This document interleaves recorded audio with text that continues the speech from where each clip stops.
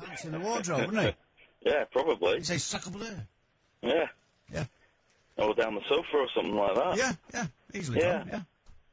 But what I think's absolutely ridiculous is that these people can get away with it. I'm not just talking about that. I mean, it's very ironic, I think, that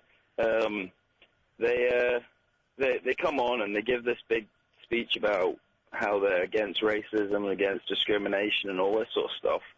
And then we've allegedly got players, calling other players' mums terrorist whores or whatever it was, I think. Well, the opinion appears to be divided amongst... there are two principal bodies here. There are forensic lip readers, and there's the caption editor of The Sun. Yeah. And they seem to fall into one or other of those camps, right? But I don't even know what language he was speaking in, you see. Would he have said it in French to Zidane, or would he have said it in Italian because Zidane speaks Italian, or would he have said it in English, which is the universal language of football, isn't it? Yeah, I don't know. Don't know, really. He might have been saying something. You see, somebody might have assumed he was speaking Italian, but he might have been speaking, like, Algerian, for all we know. Out of politeness to Zidane. Yeah. Or is he Moroccan? Anyway, one or the other. Yeah. And it might look like something completely different. Mm-hmm. He might have been saying what a privilege it is. Privilege. That's a Moroccan word. What a privilege it is to be on the pitch with you, Zinedine, during your final game of a long and illustrious career. I highly doubt he said that, because...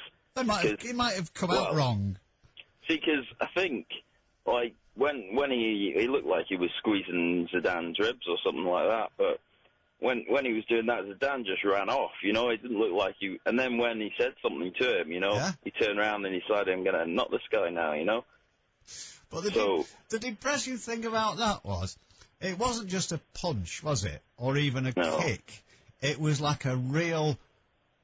It was a Saturday night lout's way of attacking somebody. A headbutt, not even in the kite, but in the chest, like, won't show.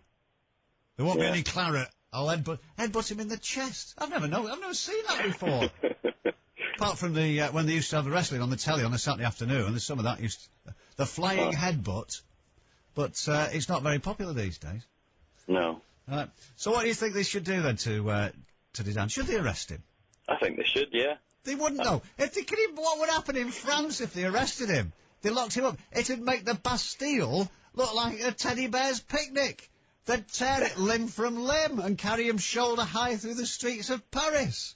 But at least they'd make it would be it would be then the right sort of role model we need for someone who does something like that. He's a high celebrity, sort of. I mean, I'm sure he is in France. I suppose he's not so much in Britain, but in France, I'm sure he is, and it would teach all the people that look up to him that that's not the way to behave, and even if he does it, he can't get away with it, And at the moment, footballers can pretty much get away with anything they like, can't they? Well, I mean, if I went and headbutted someone in town, I'd probably get fined quite a lot of money. Well, and I'm sure it wouldn't equate to, relatively speaking, 20 pence out of my pocket as 2.5 grand does out of Zidane's, you know what I mean? Well, if Judge Clement Goldstone had got anything to do with it, you'd go to prison. Yeah. Because he jailed a student who headbutted a man at Piccadilly railway station. Yeah. And apparently he suddenly attacked a man who was with his wife and son. This is very strange, this. He'd wandered the streets of Manchester, not eating or drinking. He'd run out of money. He ran up to this man who was with his wife and son, shouted, "Fire, fire!" What? Knocked him down and butted him in the face, breaking his glasses. Perhaps that's because his glasses... thing to do. Well, you see, perhaps he'd seen a sign that said, "In case of fire, break glasses." You know what I mean? His English might not have been very good. Yeah. Anyway, he got 8 months jail, but will be freed in less than 2 because of his time on remand. So that's another avenue for the Law and Order Brigade to pursue. Well, that's all very well, I suppose. I mean, I agree with that, punishing people. I mean, you do the crime, you do the time kind of thing. But I think think when a celebrity or someone does something, they shouldn't just get away with a little fine. They should do the same time as everyone else. And it would, if they did that, then it would help highlight to everyone else who looks up to these people what happens when you do these things, you know, because most of the time a lot of these incidents aren't reported anyway, you know. Well, they are, but they're not seriously punished, you know, how they should be. Yeah. Well, interesting. I mean, the Peter Spencer, who's the sports editor of the Manchester Evening News, who is also a referee on Sundays. Yeah. And I saw him not long ago, and he was in his own newspaper because he was refereeing a match and got punched in the kite by a player. He got laid out by a player, and the player was, I don't know whether he's fined or sent to prison. But clearly, it doesn't say. You see, that's an interesting one, because that is not governed by what you may or may not do to another player. Nobody is allowed to lay a hand on the referee. Yeah. Now then, whether that's, you would say, well, that is separate, because you're not likely to encounter, you're not likely to be in a tackle involving the referee, or something like that. That might be a slightly different thing. But anyway, of course, with Zidane being French, of course, it does bring the name Eric Cantona to mind, doesn't it? And he was, he did something quite untoward. Anyway. And also... Hang on, Jackie's trying to do a spell here. She seems to be waving a pen about, as if... You can't hear me. No, I can't hear you. Just hang on a minute. What? I was going to ask, you know the guy that Cantona kicked, did he press charges? Yeah, I mean, it's not entirely up to you whether to press charges. You know, the police make the final decision. You can say, I don't want to press charges, and the police say, well, yeah, I'm afraid... Really? Yeah. Oh, right, I thought it was up to the victim. No. I know they do that in Scotland, like, because as soon as you commit the crime, it's not a case of you going and pressing charges as such. The police basically take it over, and it goes to the procurator kind of thing, you know. Did Cantona get done for it, though? Yeah, he got about... I know he got banned a lot. He got banned by the FA, and he got about 180 hours community service or something. Oh, right, okay. But then again, I mean, the police will listen to you if you... It's a little light, though, isn't it, the sentencing? Well, I thought they should reopen Devil's Island, actually. Yeah. The old French penal colony, eh? If it's good enough for Papillon, it's good enough for him. I think they should have refurbished it, especially for him. The only thing is, we're going to go to Newton Heath, which is, of course, United Territory in a minute, Robert. But I must ask you this, though. Everyone's going, oh, tut, isn't it dreadful and what have you. But in particular, I think it was the Holland-Portugal match, where they were kicking lumps off each other. Everyone's saying, oh, this is more like it. Yeah, this is what we want to see. Never mind all this old join hands cobblers. Because that was after the England match, wasn't it? Yeah, we want to see plenty of that going in. Well, I think that was probably more, well, from my perspective anyway, you're pleased when you see that, because I thought in this World Cup was dreadful because of the referee stopping play all the time for little shoves here and there, you know, and it was, especially in the final, I thought it was quite boring because of the amount of stoppages that they had, you know, like for a free kick that shouldn't have been a free kick, you know, for just a wee shove. There wouldn't have been a free kick at all, or a yellow card in some cases. There was nowhere enough yellow cards for diving. Nowhere enough. I thought they were going to clean it out at this World Cup. They have failed miserably. I have a horrible feeling next season it'll be worse than ever. I think if they were diving, they should have had it. The first time they dive, red card off, you know, first game of the World Cup, and then all the players know where they are, you know. Absolutely, but they missed it. They missed that particular window. Listen, son, we've got to move on. That's Robert, I think, a sweaty by the sound of things, no offence meant, in Altrincham. Newton Heath, just to show we cover all ends of the socio-economic spectrum. We're going to Newton Heath next and talk to this. You know, somebody said to me, do you know what's the problem with the game today? He said, there's not enough footballers called Billy. Is that what someone said? And it's right. Anyway, we're going to talk to Billy in Newton Heath next. Ow. Oh, that's my nail gone. Ooh. The James H. Reeve phone in on Key 103. I'll go and get it. I'll go and put it in the bin. Oh, no, that's £75 fine. With stepping stones into work, advice and support to help you back into work. Toolin in the morning on Key 103.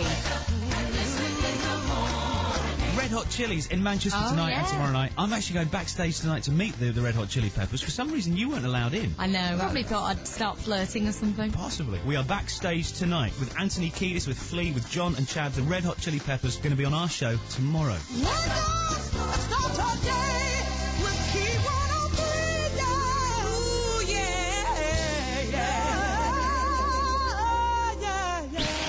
I went to Glastonbury, I can't remember a thing. Glastonbury, bring it on! I must have been there, I'm covered in mud. The best festival in history! Now it's all coming back. Radiohead, Faithless, Morrissey, Primal Scream, Scissor Sisters, the mud, the mayhem, the music.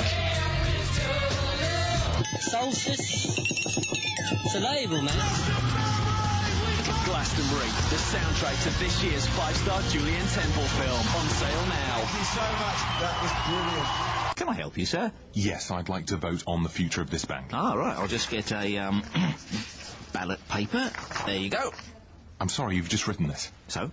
Well, it's to vote on your lunch. Yes, pork pie or Scotch egg? I don't know. All right. Should I grow a moustache or a goatee? I don't want to vote on that. Well, what then? Something of consequence about the bank, preferably. Ah, I see. Right. The new carpet, red or mauve? This is ridiculous. You're the one who wanted to vote. Can't handle being on the spot, eh? Imagine if I gave you something important to vote on. Unlike some places, at Nationwide we let customers, not shareholders, have a say in how we run our business. If you're an eligible Nationwide member, you'll receive a voting form complete with an easy quick vote option to make things simple. Just return it in the prepaid envelope or pop it in the ballot box at any Nationwide. And for each vote, Nationwide will donate money to disability sport events. Up to £100,000 in all. Look, I just want my voice to be heard, OK? Oh, right. Well, try cupping your hand round your mouth like this. Hello? Hello? Nationwide. Proud to be different. If you never have enough time on a Saturday to get all your shopping done, remember that Trafford Centre's open for shopping from 10 a.m. to 8 p.m. every Saturday, which means you have all the time in the world to explore our 230 fabulous stores and even stay on till midnight or beyond for a meal or a film at our 20-screen Odeon. Take the stress out of Saturday shopping. The Trafford Centre, always ahead. Need a late-night pharmacy that's open till midnight? Now your local Boots the Chemist at Trinity Street Retail Park, Bolton, is open for dispensing prescriptions and over-the-counter medicines every night until midnight from Monday to Saturday, and during the day from 10 till 4 Sundays. With easy on-site parking, longer opening hours and a fast service, it's so convenient. For those healthcare emergencies, use our midnight pharmacy at Trinity Street Retail Park, Bolton. Trust Boots. The James H. Reeve phone in on Key 103. Call now on 0161 288 0103. We're getting some very informative and useful emails. I'll present you with a selection of them in a moment. But Billy in Newton Heath must come first. Billy, you're on Key 103. Hello, James. Billy! Hello. I just thought I'd let you know about the most famous headbutting incident involving Duncan Ferguson. Oh, another sweaty. Yeah. Yeah? He was put in prison for 3.5 months for headbutting an opponent in Glasgow, when he played for Glasgow Rangers. When he played for Rangers? What, really? Yeah, he was put in prison for 3.5 months, and that's how he refused. Ever since then, he would never play for Scotland ever again. No matter how much they offered him, no matter how much they begged him to come back. He says the Scottish FA did not stand by him. That's why he left Rangers as well. Well, that's an interesting one. Do you know, I'd forgotten that. I'm surprised that I don't remember that one. So what happened? Was he arrested at the time? No. At the time, the referee didn't see the incident. He headbutted an opponent. It was, I think it was John McStay, who played for St Mirren at the time. Right. And the opponent went down. The linesman seen it, and after a confrontation, he was dismissed from the field. But about a month later, the police pressed charges. McStay said it was handbags at 10 paces. It was something out of nothing. And all of a sudden, Duncan Ferguson was brought up in front of the courts, and he was given 3.5 months. 3.5 for assault. months? Yeah. And did he do it 3.5 months? Actually, he'd done 2 months in prison. Do you know, I'd forgotten all about that. He done 2 months in prison, and that's why he refused to play for Scotland ever since. He said to the Scottish FA he would never play for him again. No matter who. I mean, Walter Smith went and begged him to come and play for Scotland, and he said no.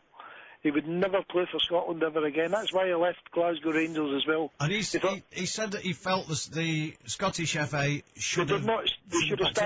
They should have backed him up and said that, because he was punished within the laws of the game, as you said. Yeah. I mean, I'm actually an official referee, and I don't believe that the authorities should be getting involved in sport in the first place.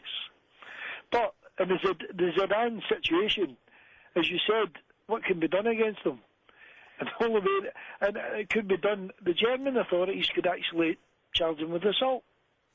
Oh, God blimey. I don't think they will, but they could, because it was in their country at the time. It was up to them. Yeah, it was in Germany. What do you think as a referee then? I mean, we heard the lawyer's view a few minutes ago about where things stand, but do you take the view that if you agree to play football, then for those 90 minutes you're governed by the laws of the game rather than the laws of the land? I mean, I suppose if you went out with a knife hidden down your sock, that's a different matter, isn't it? Yeah. Well, you see, maybe in Glasgow it isn't, I don't know. The other thing I meant to say is, you said Newton Heath, Man United territory. I'm a true blue, by the way. Oh, good. And there's plenty of here in Newton Heath. The stadium's only 2.5 minutes down the road, so... Very handy. It's a lot better now. Well, I suppose when you come to the laws of the land, headbutting an opponent could be treated content as beyond the laws of the game. I mean, you play football, you don't... An assault, a tackle on an opponent when you're trying to get the ball is entirely different from running up and sticking a head in some opponent. To be truthful, I think Zidane should get a job in the American wrestling, because I think Materazzi went down rather dramatically to be headbutted in the chest, to go down the way he did.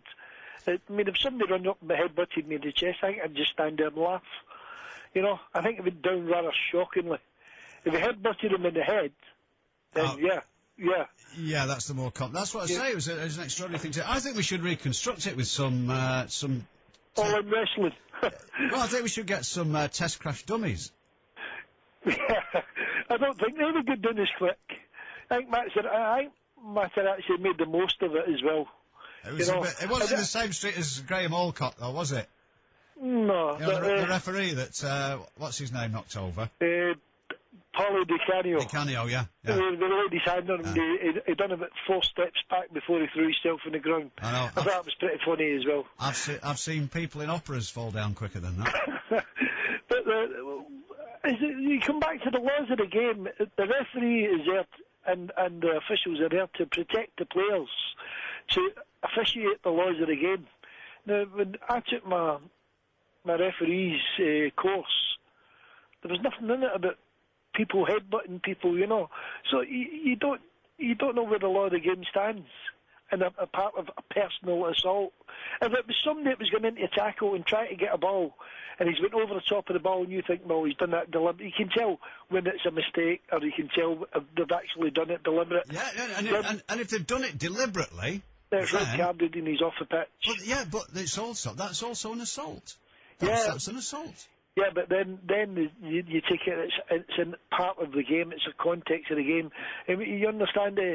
Not if his intention is to injure the player. Then that's. Well, I don't. Sometimes when they go over the top of the ball, the actual intention isn't really to injure the player, but it's to stop the player taking the ball from them, or taking the ball from that situation. You understand? You ever watch the defenders when the ball's running out for a goal kick, and the defender gets between the player and the ball, and he just keeps shoving the player about until the ball rolls out. Yeah. You understand? So a lot of the times when they're going over the top of the ball, they're not actually trying to injure you can tell the ones that are trying to injure. Exactly, Billy. You say this, but the image that keeps coming back to me is that of Roy Keane and Alf-Inge Haaland. Well, the one that comes back to me is the one of Vinnie Jones or even Alan Shearer, who got clean away with it. When somebody was holding the ball in the touchline, Alan Shearer just shells down at the back of his legs and chopped him down. I have, I thought, there were times when I thought it was pretty rich watching Alan Shearer. You know, saying how other professionals should behave, because he wasn't averse to a bit himself, was he, Alan? Actually? Yeah, well, I think he was pretty nasty in quite a lot of his games. He got away with it, and I think he got away with it mostly because his position in the England team. Yeah. You know. Right, listen, Billy, we've got to move on, son, because Jackie's coming. She's a bit flushed because she's got a lot of important information from female desk, which we'll do, and I can't use that finger anymore. That's out of action now, that one. Ooh, I've got a stepmother's blessing now. Right. That didn't half hurt. I might be able to do them for that, actually. Might be a bit of health and safety involved there. Ooh, that'll be black and blue in the morning, that. I'll use this one instead. The main reason people give for not exercising enough is usually lack of time or no facilities near to them. But just 20 minutes of exercise a few times a week can make a real difference to your life. You don't have to go far. You don't even have to be a member of a private health club. You can do it at your local Manchester Leisure Centre. It's something we can all do, and you can greatly improve your fitness and health. Make use of your local Manchester Leisure Centre. It's there for you. To find yours, see key103.co.uk/feelgood. Be part of Feel Good Manchester for a healthier, fitter city. Hey, James, where are you? I'm in a service station. The traffic's awful. You got there quickly. I bought a new Vespa LX. It's perfect for nipping around. Oh, nice. Had a pay rise, have you? No, this Vespa's going to save me so much money, and with 2 years interest-free credit, I couldn't resist. The Vespa LX50 or 125 now available with 0% finance for 2 years until the end of August. For your nearest dealer, visit uk.vespa.com. Terms and conditions apply. Oh, gotta go, mate. The crowd's really growing, and that's just around my Vespa. Can I help you, sir? Yes, I'd like to vote on the future of this bank. Ah, right. I'll just get a, ballot paper. There you go. I'm sorry, you've just written this. So? Well, it's to vote on your lunch. Yes, pork pie or Scotch egg. I don't know. All right. Should I grow a moustache or a goatee? I don't want to vote on that. Well, what then? Something of consequence about the bank, preferably. Ah, I see. Right. The new carpet, red or mauve? This is ridiculous. You're the one who wanted to vote. Can't handle being on the spot, eh? Imagine if I gave you something important to vote on. Unlike some places, at Nationwide we let customers, not shareholders, have a say in how we run our business. If you're an eligible Nationwide member, you'll receive a voting form complete with an easy quick vote option to make things simple. Just return it in the prepaid envelope or pop it in the ballot box at any Nationwide. And for each vote, Nationwide will donate money to disability sport events. Up to £100,000 in all. Look, I just want my voice to be heard, OK? Oh, right, well, try cupping your hand round your mouth like this. Hello? Hello? Nationwide. Proud to be different. If you can't find the right colours, size and range you need, why not come to the Trafford Centre? You can shop till 10 p.m. every weekday. The parking's free, and we have a massive range of stores with lots of large flagship branches like Selfridges, with a fantastic new accessories hall and our newly refurbished 4th-floor Marks & Spencer. So whatever you're looking for, you'll probably find it here. The Trafford Centre, always ahead. Can't wait to get on holiday? Cosmos has thousands of holidays ready to go. To book, call 0870 145 5000 or click cosmosholidays.co.uk. Go book it. Key 103 are bringing Muse, one of the UK's best live bands, to Manchester. Tickets go on sale this Friday, so don't miss out. Call the Key 103 ticket line on 08701 223 103 or book online at aloud.com. Muse, live at the MEN Arena on Friday the 10th of November, only with Manchester's official concert station, Key 103. I've got no what? It's a technical term. It certainly is, yes. Remain calm at all times. And remember, sometimes I forget to switch this microphone off. So language like that would never do. No. Was it off at that time? We'll know. We'll soon know. Yeah, we'll soon We should find know out. certainly by tomorrow lunchtime, I would think, yeah. It's 2 minutes past 11. You're listening to James H. Reeve on Key 103. Once again, we spread. Oh, What is up with you? I don't know. Spled, yeah. I like that. It's I'm getting a forensic lip reader. Yeah. Into decipher what I'm actually trying to say. Okay. Spread a plethora of tempting topical items before you, and generally find out you don't care in the slightest. So, to demonstrate our flexibility, and to show that we can turn a positive into a negative. Yeah. Let's go to the email desk now and see what Jackie's got to say from the many emails which have come in via our website, which is key103.co.uk. Before I do the emails... Good enough. That was all right. I did like that, yeah. That was good enough to speak in between records, that, wasn't it? Yeah. In fact, can Which we is play one? a more highly prized skill, I understand. When you hit the button there, again, this is a real insight, Yeah. and you hurt your finger, and you said stepmother's blessing. Yeah. What does that mean? It's, well, that isn't one technically, actually. That's going to be a blood blister by tomorrow morning. A stepmother's blessing? Yeah. Do you ever get a little bit down the side of your nail that sticks out and it's really sore? A little bit of what? Well, it's like halfway between finger and nail. What, skin? No. Halfway between finger and nail. What, down at the side? Yeah. Halfway of what? What, though? It's either got to be nail or skin. No, it isn't. It's halfway in between. That's what I keep saying. It's somewhere between the two. And that's a potential one there. Let me see. It's like a bit of your nail that comes away at the side. I've never seen that before. Ooh, it does hurt. Ooh, it does hurt. Manicure. There's nothing worse. Never seen anything like there's that. nothing worse. Why is it called a stepmother's Oh, no, blessing? hang on. Oh, having electric shocks administered to your genitals in a South African prison, that's worse, I isn't thought it? you were going to say camera up the bum. Yeah, yeah. Or that. I've never had one of those before. What, the the camera? No, the blessing Oh, right. thing. Yeah, no, I think you'll find them right. Right, emails. Paul in Oldham says, "Hi Jackie, after the startling revelation of James and his little hobby with women's clothes..." Well, this was last week. Well, it's not a hobby, it's just... James admitted that he wears underwear, dresses, heels and makeup. It was just like an occasional series. You admitted that you wore women's clothes and makeup. What, that's a very sloppy use of the present subject. Don't try and change the subject. No, but I mean, it's like saying You dabbled. I go on holiday, right? So you do it on a regular basis? You're not like going on holiday. You're not like permanently on holiday. It's just that you've been on holiday from time to time. So you do it, occasionally. No, I don't do it. It's just there's no need actually to. Let's move on. Okay. That's old news. Well, he says, please can you send an internal memo to Steve Penk and Debbie Mack, just in case they haven't heard yet. Will do, Paul, absolutely. Jennifer says, "Hi, Debbie." Oh, this has come through a bit late. "I did giggle to myself when you said for people to email James's comments tonight, as he's always going off saying how much he hates retrieving emails. Yeah. I wondered if he was going to say something." Yeah. Which you did, Well, didn't I you? did, yeah. You had a bit of a go at her. Yeah. She was upset when she left, you know. Was she? Well, I that's had to good. give her a hug. Oh, really? Yeah. John in Salford Fully says... clothed? Oh. Yeah. Hi, Flick. We've got lots of different presenters going on. I don't want to name names, but this talk show host has just come out and is now a cross-dresser.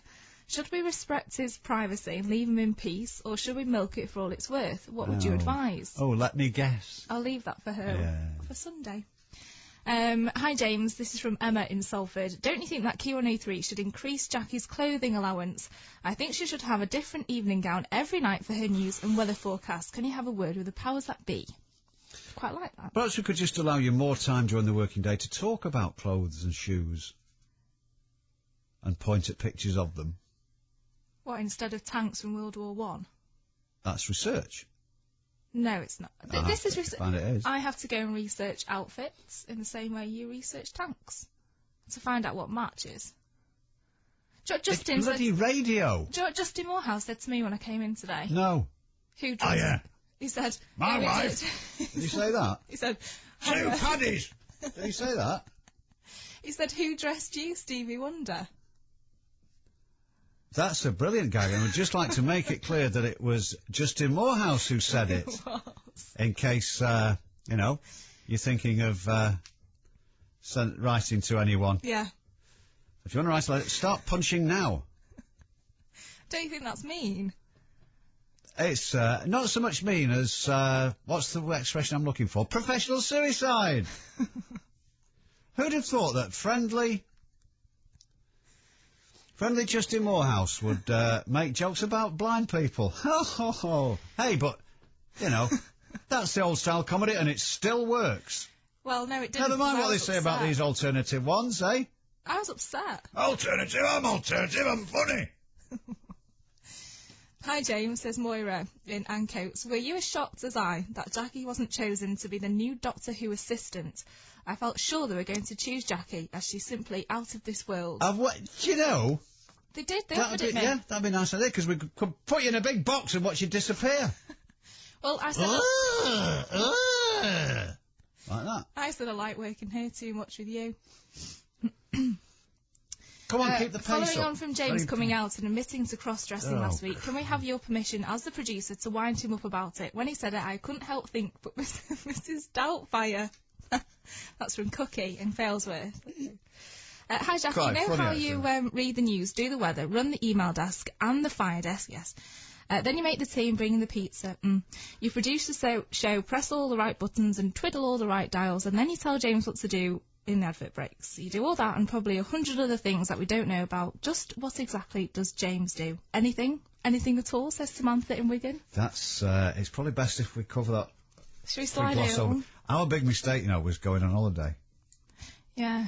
Because they had to get somebody in to cover for us. And apparently, the first 3 days was spent trying to find out what we actually do. Oh, really? Yeah. Well, I sent that memo. Big mistake. Did it not make sense, maybe? No. A lot of people tell you that. James, says Katie in Bolton, is Q103's expert on the world's most beautiful women. What do you think of the new Doctor Who assistants? If you were the Doctor, I take it you'd never want to have anyone else but Jack in your TARDIS. These are lovely. Nice, yeah. You choose which ones to read out, don't you? Yeah, I do.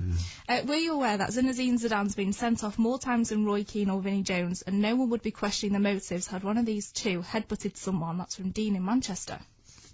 It's funny, actually. Somebody said that since the incident, somebody else said he's not got the greatest disciplinary record. No.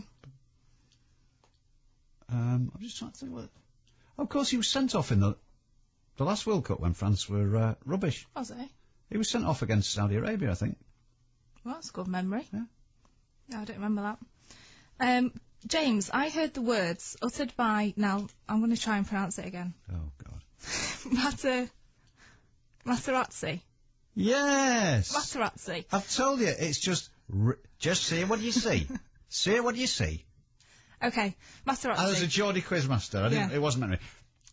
Go on. Okay, that upsets Zidane so much. Is it right you agreed to a 1-year deal at Manchester City?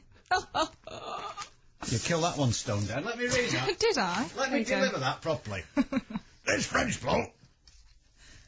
I heard that the words uttered by Materazzi, which upset Zidane so much, were, "Is it right you've agreed a 1-year deal at Manchester City?" He was Mexican as well. Thank you very much indeed. Right. That was funny, wasn't it? Mark in Reddish. How are you? Hello there. I think he'd have done more than headbutt him if he'd have said City. Oh, ha. Well, I'm a City fan, James. Yeah. Oh, I see. Hang on. Anyway, do you wear eyeliner? Pardon? Do you wear eyeliner? Look, let me be clear about this. Well, not exactly a one-off incident, but it just, look, you must have, Mark, this has happened to you, hasn't it? No, I'm a red-blooded male, James. Yeah, well, exactly. That's the point, And when you're in the company of a person of the female attributes, If my wife caught me in her underwear, she'd divorce me. No, the point is, in a manner of speaking, what I'm saying is, she'd divorce you if she caught you in somebody else's underwear, wouldn't she? Probably. Do you know, my mate, when was it last week? Might have been the week before. He was in a right state. He rang me up, he said, I don't know what to do. So what's the matter? He said, you won't believe. He said, I've come home early this afternoon, and the wife's in bed with my best friend. I said, really? He said, yeah. I said, well, what's happened? Well, I said to her, right, that's it. Get out. Finished. Get out. Get your stuff. Go to your mother's, your sister's, whatever. Get out of here. I'm not having that. I said, blimey, Charlie. I said, what did you say to your best friend? I said, no! Get down off the bed! Oh, James. I came on to talk about football. Oh, righto then, yeah. It's good enough. You'll pinch that, you see. You're pretending you didn't think that was funny, but you'll be telling people that. No, I don't want to steal your thunder. Okay. He's just, basically, it was just about the comments made about Zidane. I mean, I've actually had the chance to breathe the same air as you when we were at Main Road. Right. I used to get tickets from a friend of mine that had the First Advice sponsors in the main stand. Oh, you never let on to me, and you weren't wearing eyeliner then. But anyway, the fact of the matter is, do you ever remember Francis Lee having a fist fight with Norman Hunter? Oh, I've listened to Norman Hunter describing it on many occasions. Yeah. Well, we all saw it, didn't we? Yeah. And it was a bit worse than what had happened at the World Cup. I just think that sometimes it's blown out of proportion. You can't condone it, no, but I mean, you know, if someone could come up to me and tweak my nipple in the street and call my mother an Algerian whore, I think that, you know, I'd probably react the same way. Yeah, but listen, mate. But I probably wouldn't have done it in his chest. Oh, well, exactly. in the street, though. In the street.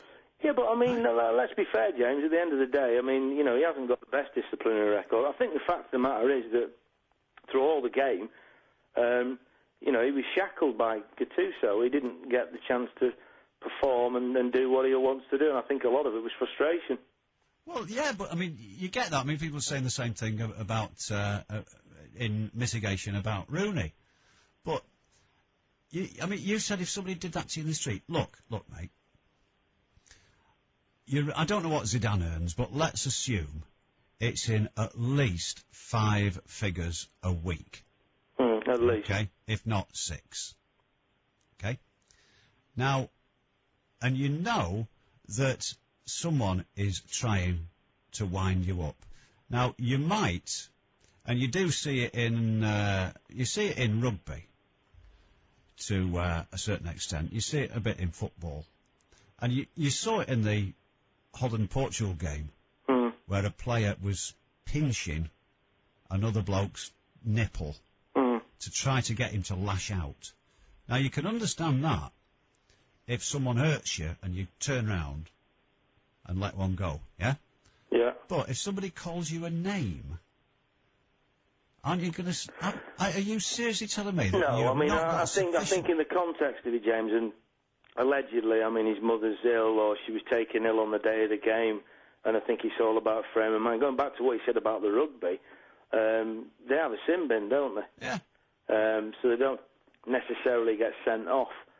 I think the fact of the matter is, I think one of your earlier callers touched on it, that even though he's retired, I think that FIFA have got to do something as a form of punishment, and you obviously counteracted that with saying, well, they can't ban him, so what are they going to do? Give him a maximum fine, which is a bit like, you know, pulling the fiver out your back pocket, which is absolutely nothing. But I don't know what the answer to it is. I mean, it was a disgrace, don't get me wrong. I think for the final itself, it was not nice, you know, from a player of that calibre, and he was a fantastic player. But I just think you know, the media just hype everything up as well. A bit similar to Cantona, really. I mean, you know, as much as they hate to say, he was a great player. You can't condone what's happened, but they're all human beings, though, James. At the end of the day, just like you and I are. They didn't hype that up. You remember the incident? There was no hype in there. No, I don't mean that. I'm on about the you know, the pundits saying, oh, you know, he started off, he had a mediocre start, and then he had a couple of games where he was absolutely brilliant, and it's the World Cup final, and you know, it's his swan song, and this, that, and the other, and you never know. I mean, at the end of the day, it wasn't a brilliant final. No, it wasn't.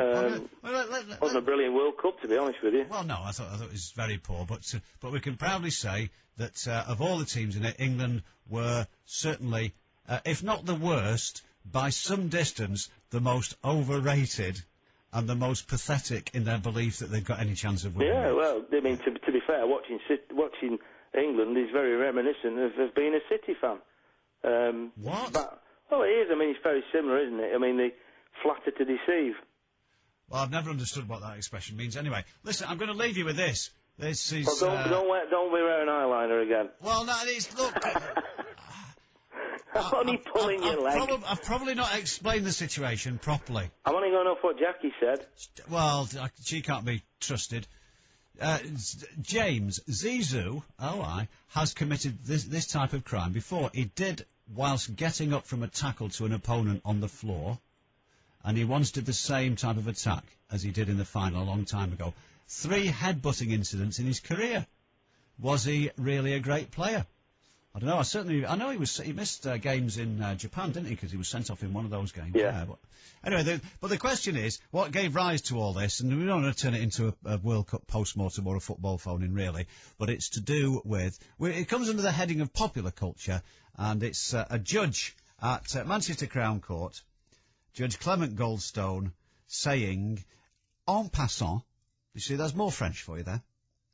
Whilst sentencing a bloke who headbutted a fella on Piccadilly Station, which is a rather different state of affairs, to be honest, Judge Clement Goldstone said that Zinedine Zidane should go to prison for his headbutt in the World Cup final against Italy. That's what he said. I merely relay my learned friend's words to you. 0161 288 0103. Other stuff tonight, it's, how are we doing for time? 18 minutes past 11, so you might have just wandered in from another warm evening outside the Boozer, and you may have thoughts on these matters. Something that Manchester can be proud of now is that the number of racist attacks in Greater Manchester is second only to London.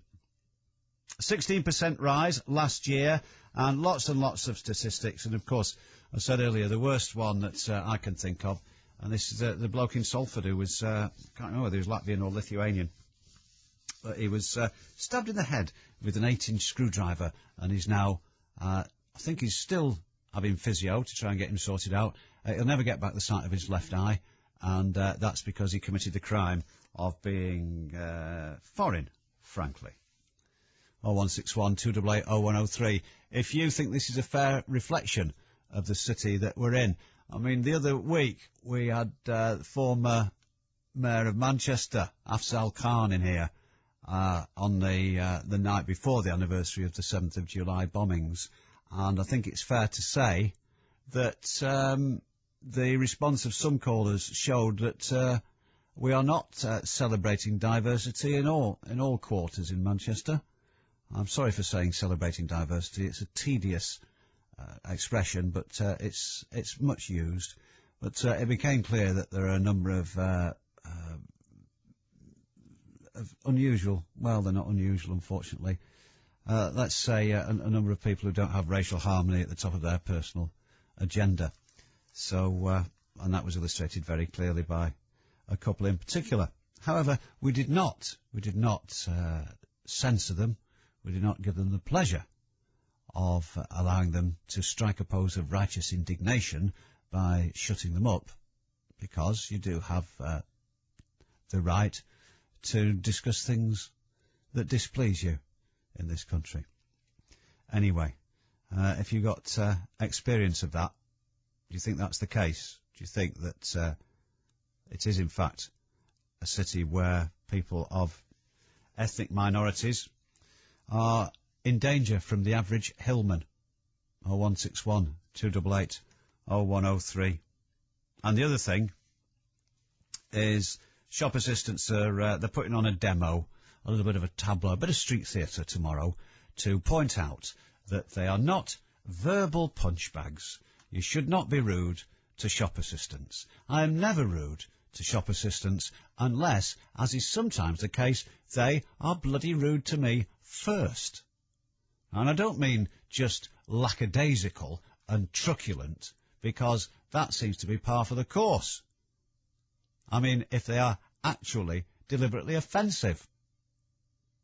Because I thought the customer was always right. It would seem not. Anyway, shop staff are setting up a stall in the Peace Gardens in Manchester, near St. Peter's Square. And they'll hand out red cards to remind shoppers that they are not verbal punch bags. Shop Workers Union, USDOR, said that 95% of retail staff have been verbally abused and 500,000 suffer from intimidation every day. And that's a 35% increase in the past 12 months. It also showed the main offenders of retail rage are middle-aged women who let rip at staff. Now, I'd just like to hear both sides of the arguments here. Do you feel that customers are obstreperous, or do you feel that that retail staff are indolent, disrespectful, and truculent? 0161288 0103. I tell you what, I mean, this gets on my nerves. Where was it? I was going in, I think it was B&Q. And it says, close at 8 o'clock. So I'm going in 10 to 8. 10 minutes to 8. I'm going in for one thing. I think some bit of sandpaper or something. I'm going in for one item. And I walk through the door, and a woman sat at the checkout says, "We close at 8. I said, so I understand from the large sign in the foyer. Yeah, well, I'm just telling you. Yeah, well, I already know. Right, we'll close at 8. Said, yes. It's 10 to 8. I'm just going in for one thing, love. But you'll have to be quick. Oh, will I? Right, okay. Now, I wonder if she'll be handing out cards tomorrow in the Peace Gardens. On the other hand, I did see a big, fat, hairy man in a popular supermarket. Not as popular as it used to be, but apparently rallying round now. So no names involved, but they've sorted the computer problem out. Anyway, whichever one it was, it doesn't matter. And they open for half an hour for browsing on a Sunday morning. And I'm trying to think, what was I doing in the supermarket at 9:30? What was I doing anywhere at 9:30 on a Sunday morning? I must have been on my way home. Anyway, there I am. And you can look, but don't touch, between 9:30 and 10. And there's a big fat bloke who, very hairy man, ill-advisedly wearing shorts. And he's playing L with one of those blokes who, they're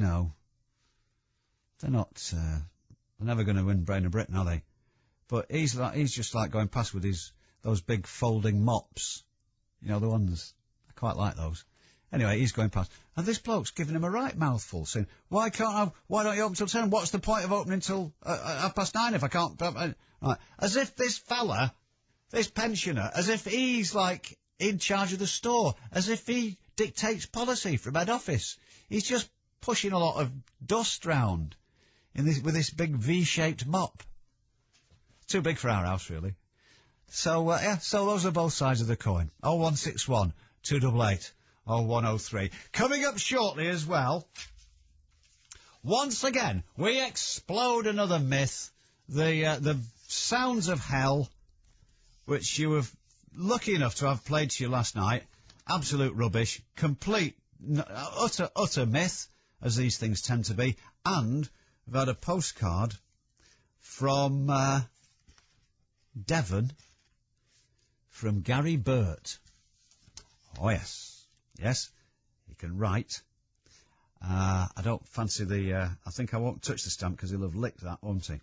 Anyway, 0161 288 0103. Join us whenever you like. The James H. Reeve phone-in on Key 103. He just used to lose his temper, fly into a rage, and then start punching me. With stepping stones into work, advice and support to help you back into work.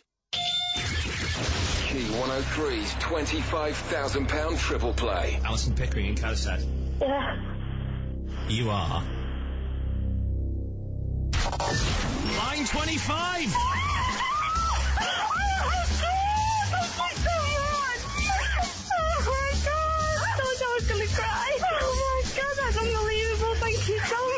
I've been waiting for this for months. Thank you! Key 103's £25,000 triple play. On the only radio station big enough to give away £25,000. Keep listening for more chances to win all summer long. On Key 103. I went to Glastonbury and I can't remember a thing. Glastonbury, bring it on! I must have been there. I'm covered in mud. The best festival in history. Now it's all coming back. Radiohead, Faithless, Morrissey, Primal Scream, Scissor Sisters, The Mud, The Mayhem, The Music. Solstice. It's a label, man. Glastonbury, the soundtrack to this year's 5-star Julian Temple film, on sale now. Thank you so much. That was brilliant.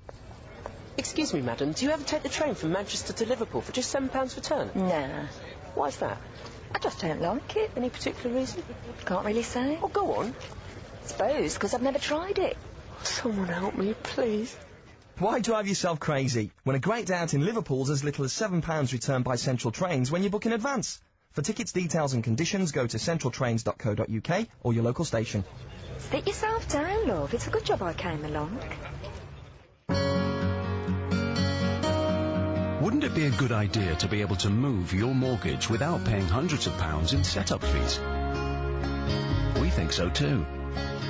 The fee-free mortgage from Abbey. Pay nothing on booking fees, nothing on standard legal fees, nothing on valuation fees. Pay absolutely nothing to remortgage to us. Call 0800 80 80 80, visit abbey.com or your local branch for details. Abbey. More ideas for your money. Available on selected tracker products. Early repayment charges apply for 2 years from completion. Free valuation up to £1,100. Calls recorded. Hey, James, where are you? I'm in a service station. The traffic's awful. You got there quickly. I bought a new Vespa LX. It's perfect for nipping around. Oh, nice. Had a pay rise, have you? No, this Vespa's going to save me so much money. And with 2 years interest-free credit, I couldn't resist. The Vespa LX50 or 125 now available with 0% finance for 2 years until the end of August. For your nearest dealer, visit uk.vespa.com. Terms and conditions apply. Oh, gotta go, mate. The crowd's really growing. And that's just around my Vespa. The James H. Reeve phone-in on Key 103. Call now on 0161 288 0103. Breaking news. And we were at this point going to change the subject, really, but just to pursue the footy thing for a moment or two, there's news is breaking now. Unconfirmed reports say that Jurgen Klinsmann is not renewing his contract with the German national team. So, he's available. And we've appointed Steve McLaren now, haven't we? Yeah. Oh, God. That was a wasted opportunity, wasn't it? Never mind. Anyway, it's over to the Jackie desk for something. I've spotted this in the paper, and I thought you might have a point of view. Shall I... What? What? What is it? What, You're already looking blank. A double glazing flyer? No, I thought... Right. More than a third of women think their partner should look after them financially and pay for their lifestyle, a survey showed today. Well, tell me something new. What do you mean, tell me something new? Any bloke will tell you men that. Looked after women, I tell you. Around 39% of women admitted to aspiring to be financially dependent on their partners, while 40% said they were relying on their partner's income, pension and savings for their financial security in the future. Who's written that? Paul McCartney? No, it's one of these survey things by, one of firms. Just read that. Nature. Women aspire. I don't know whether that's a great choice of word, but yeah, around 39% of women admitted to aspiring to be financially dependent on their partner, while 40% said they were relying on their partner's income, pension and savings for their financial security in the future. So this is 39% of women want to be financially dependent. Well, of course they do. Financially dependent. They want to be financially secure. Right. But on the premise that it's somebody else's money. Well, their partner looking after them, yeah. Right. So they want... who said this then? Jermaine Greer? No. No? No. Some survey. Well, women said it. Women said they want to be financially... They want, well, presumably a fairly high level of financial security. Yeah. Let's have lunch and stuff, yeah. So this boils down to... women want men to have a lot of money and give it them. That's their... No, I don't think it's quite like that. Well, I think that's what it boils down to, frankly, if my reading of that is correct. No, you've blown out... Women aspire to be financially dependent. I don't like the choice of word, aspire, but why should men not look after women? They bloody do! At the end of the day, right, listen... you have kids, maybe you've got a career and you do very well on your own, etc. And then you have kids and you have to leave work, and then later on you lose your job, or, you know, you have to retire. And then, you know, blokey should look after you. Why shouldn't that be the case? But of course. I mean, it's financial security Of course. in the future, not necessarily when you're Oh, when no, you're 20 no. odd. Well, whenever it suits you, really. What do you mean? Well, no, financially secure at a time to suit you. Well, it'll be... No, it's not at a time to suit us. Well, no, it's when we need it. Sort of, yeah, it's exactly. when we need it. Yeah. No, when you don't. I knew this would rile You can do what you like, but oh no, when I'm fed up with that, I'll. Well, listen, if you're married and you enter into a partnership, right? Say it's the other way round, and you're the one giving birth, and you're the one looking after the kids and everything. You have to give up your job because of it, okay? And your wife is working all these years, and you'd expect her to look after you when you're a bit older, wouldn't you? Oh, you lost me at the point where I was having a baby then. Well, I'm trying to make you see it from the I point didn't of realise view of a things had woman. moved on that much. Put yourself in wifey shoes. No, I've stopped that. Contrary to the amount of mail we've been receiving, and it was just a couple of times, that's all.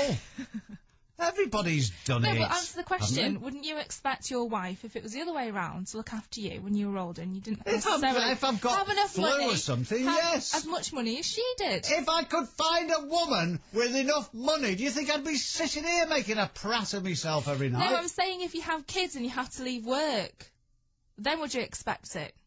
Or would you like it? It'd be nice, wouldn't it? No, of course not. No, you go and get a job. You go and get a job. That's what you do. You work. It's only women who have the option of saying, I don't think I'll lift a bloody finger. I think what I'll do is I'll marry a rich bloke. Look after your kids. Because blokes are daft enough, right? Don't be ridiculous. And he can fund me. I'll tell you what, I'll let you make me pregnant, and then I'll carry a baby around for 9 months, and then I'll give birth to it I've in gone a off it already. painstaking manner, and then, I'll nip back to work because it's that easy. Right, well, once again, Jackie, you've demonstrated this, an uncanny ability to miss the bloody point completely. No, well, I'm not going to mention any names here. Right. But I know a woman who is, she's a millionaire. Right. And has done it entirely. I think she has worked a bit now and again, but mostly in order to get jobs where she's going to meet rich men. Rich executives. Well, let me meet her. Yeah. I want to meet her. Exactly, because you aspire to that, don't you? I just think that she's very clever, and the men are very stupid. And if they're stupid enough to give her the money, then fair play. And I bet she's got a great lifestyle, hasn't she? And she's laughing all the way to the bank. Yeah, she's had 3 and bombed them out. Bombed them all out and walked away with a handcart full of money on every occasion. Well, more fool then. Hats off to her, hey? Hey, come on, sisters. Let's do that. Let's all be very expensive prostitutes, because that's what we were born to be. No, I didn't say that. I mean, really expensive. That's ridiculous. I'm talking 6 figures. Men aren't stupid. They know what they're getting into when they get married. But this isn't about they that. Don't. If they'd got any idea, it would never happen. The idea is that you look after your spouse. I'm turning into Frankie Howard again. Right. I think we'll have to... That's loosened all my phlegm now, all that. Disagree on that one. I was told not to do that. Terry in Withenshaw says, James, I worked in shops for nearly 20 years. Always the customer was treated with respect, even the most irritable ones. We were told time after time, without that customer, we wouldn't have a job. So we always treated each customer as if they were special. Well, It paid off. We were busy every day and the most profitable shop in the company. Terry. And that's correct. That is the attitude. There should be more of that amongst our retail operatives. There certainly should. Don't let me even tell you the story. What, you've got a story? About my shopping experience. Don't tell it. Whatever you do, it would use up valuable time on the radio. It would. Should we have a break and then I'll tell you? The James H. Reeve phone in on Key 103. What is the longest toenail ever recorded? 1 meters 15, 3 miles, or 2 meters 21? With stepping stones into work. Don't let disability stop you working. News for drivers about the M56 Junction 7. The westbound exit slip road will close overnight this Friday and Saturday while cones are removed and new markings are installed. This will allow a 70-mile-an-hour limit on the single-lane slip road and help avoid tailbacks while the extent of the improvement work is determined. That's overnight closing this Friday and Saturday, 9 p.m. to 5 a.m. at Junction 7 M56 westbound exit. The Highways Agency, putting motorway safety first. Jane, the freezer's broke down and it's full of food. Get to Direct Discounts quick. What if they haven't got any? Don't be daft. Direct Discounts is a domestic appliance store. They do everything. Washing machines, dishwashers, tumble dryers, fridges, freezers, gas and electric cookers, built-in ovens, hobs, hoods and loads of those big range cookers. Even American fridge freezers. All on display at discount prices. We need it now. Phone them. They might deliver straight away free. Direct Discounts is next to MFI on Manchester Street, Oldham. For zoos, theme parks, bouncy castles, places with sharks, bike hire, city farms. Got a problem? Just call.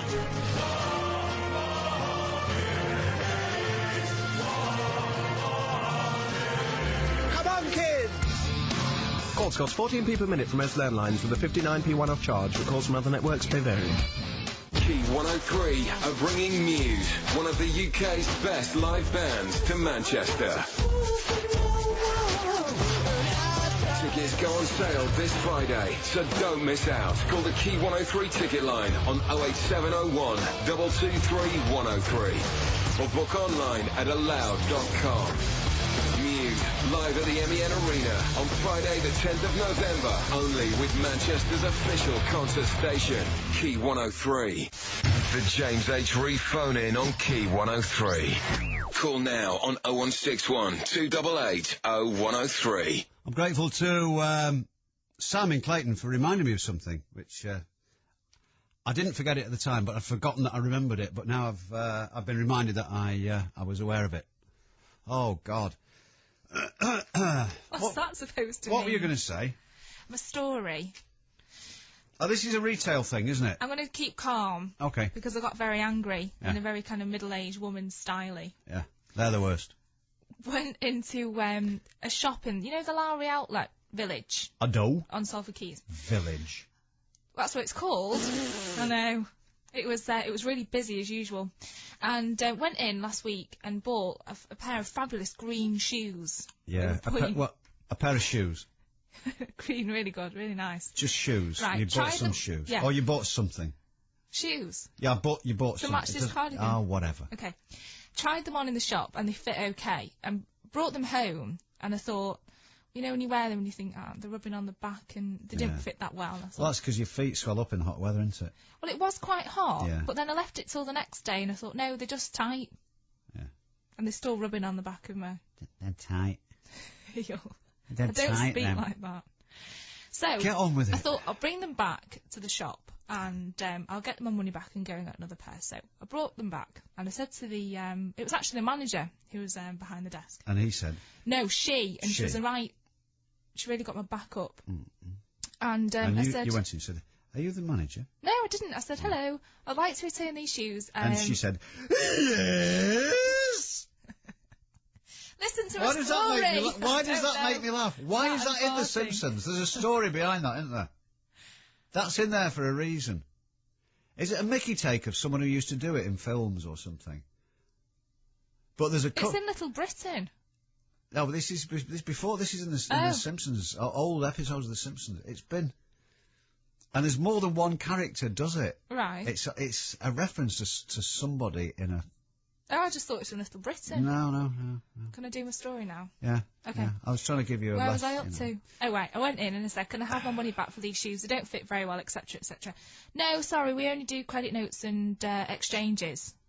Well, I said, I don't want anything else in the shop. Can I just have my money back? I haven't worn them out or anything. Just tried them on. Nothing wrong with them. No, we only do credit note and exchanges. Did she speak like that? Yeah, she did, and she was really annoying me. So I said, I'm sure that's not the case. I think you'll find it is. If you go to the back of the Yellow Pages and you speak to Trading Standards, I think you'll find that that's the case. Because actually, we're a discounted store, and the shoes were in the sale, and she was really rude. Okay. By this point, a couple of It people... sounded very rude. It sounded a little matter of fact. Yeah, but I wouldn't have she said... was pretentious. Right. Right. So there's a couple of people starting to wait now. She was doing that really annoying thing that shop assistants do where she turned round whilst talking to me and said, I won't be a minute, as if to say, she's holding you up, not me. Which right. you, in fact... Which I was starting to argue with her. Right. And she then said, I think you'll find that there's notices behind me and on the desk, and our sales assistants are trained to tell you that we only offer credit note and exchanges if the products aren't good enough, blah, blah, blah. And I said, well, I don't think that's the case. Anyway, this went on for some time. And I eventually said, well, I'm going to have to go to... I can... Can you imagine? Yeah, I can. I was getting that. shopper rage. Yeah. I wasn't abusive or anything. I was quite polite. And I said, well, you've left me with no option but to accept a credit note from you. Got back, still in full flow of anger. Hold it there. Okay. Hold it there. Go on. This is important. The woman is... Well, let's put it this way. She's right in one way, but she's most assuredly wrong in another. Yes, I found this out later. Okay. Yeah. Right. Let me tell you. See, now, why didn't you ring me? Okay. In the shop? Yeah. Oh, that would have been going a bit far. Right. The thing is, if goods are faulty, if they are not of merchantable quality... Yes. You get your money back. Yes. You get your money back. And it doesn't matter how much they are, or whether they're a sale item or later found out. You can still get your money back if they're faulty. Let's take this in chronological... You know, like I taught you about how to read out long words? Yeah. Just take it one letter at a time. Okay. Let's do it that way. Right. Okay. If something is faulty, they are required by law to give you your money back. Okay? Yeah. You can choose something else instead if you want, but if you ask for your money back, they have to give it you. Okay? All this business about discounted and what have you, forget it. Yeah. Irrelevant. However, if you take something back because you don't like it, they are under no obligation to give you money back whatsoever. Right. Right. They might do as a gesture of goodwill. Yeah, it's at the discretion. Yeah, but if you just change your mind, then the most you can get legally is a credit note, or they might say hard lines. Yeah. They're not required to do anything. Yeah. That's the law. Hold on if you're ringing. I'll be out in a minute. Okay, hang on there. So go on. Well, this was the thing. I then went home and had a look at, I think it was Consumer Direct website, a government thing. And it said what you've just said there. If it's faulty, you can get a refund. Well, yes. Yeah. But it doesn't matter. Now, her whole reasoning for not offering not offering refunds, and they don't offer refunds at all. It's just their policy at all. Was because they're a discounted store, right? Yeah. And their stuff is in the sale. It's a discount store. Yeah. So I said, well, that doesn't matter. I'm sure that doesn't matter. And she said, I think you'll find it does. And I said, no, I'm sure it doesn't. I think you'll find it does. So I then spoke to... I'm such a nosy neighbour. No, God, this is great. This is good stuff, this. I rang the consumer people and I said, I think I'm right, but tell me anyway. If it's a discount store, can they only offer exchanges or credit notes, or can they offer refunds as well? Oh, yeah, it doesn't matter. It doesn't matter whether they're a discount store. If the stuff's faulty, you're entitled to a refund. In your case, however, the stuff just didn't fit you, so it's not like you're entitled to a refund, but... They're giving misleading information by saying that they're a discount store, therefore they don't offer refunds full stop. Right, yeah. So then I get a call a couple of days later from Trading Standards in Salford. Yes. People power. Yeah. They'd been into the shop that morning and told them to take the signs down. Excellent. Excellent. I won. Excellent, you son of a terrorist. And then I went back to the shop to spend my credit note on another pair of shoes. Got some black ones, a little straps on. Oh, yeah, whatever. Look, can't we imagine it was a toaster or something? So we don't have to listen to all this No, they were nice. Anyway, I was looking for the manager and I thought, I can't wait to tell her that, your advice to go to the back of Yellow Page and find Trading Standards. Well, I did that and I believe they paid you a visit. Yeah, that's why an armed response unit burst in here while you were closed from 9 to 9:30 for staff training and took all your signs down. Ha-ha. And did you tell her? She wasn't there. Oh, well, that was what a climax that was. Anyway, she's just legged it off now. But there you see. No, that's a fact. It's brilliant. There's another thing as well. she's got a thing from, you know, the credit card, charging you 50 quid and all that. She's got a thing, but forgotten to bring it in with, who is it? Reduced all the charges. All brought them down to about, is it a third of what they were before? All because of that stuff, that publicity earlier in the year, right? See, we can get there. We've closed this section of our broadcast this evening with a communication, a postcard addressed to Jim and Jackie Reeve, Key 103. It's even got the postcode right. The sad get. It's a postcard from Devon, featuring the Cern Abbas giant, which you might be aware is that chalk carving of a man who's obviously pleased to be here, if you're familiar. Yes, an enormous penis. And it will therefore come as no surprise to you that it's from Gary Burt. And it says as follows. Sorry I can't be with you this week, as I am on a £9.50 holiday with the Sun newspaper. I am not satisfied that you only paid for half the cost, so I will expect another gag on my return for resale. To show that I am not completely ungrateful, I will send you a small gift. Your faithful organist, Gary Burt. Thank you. So if you're listening in the Doncaster area, the news is Gary Burt's on holiday this week.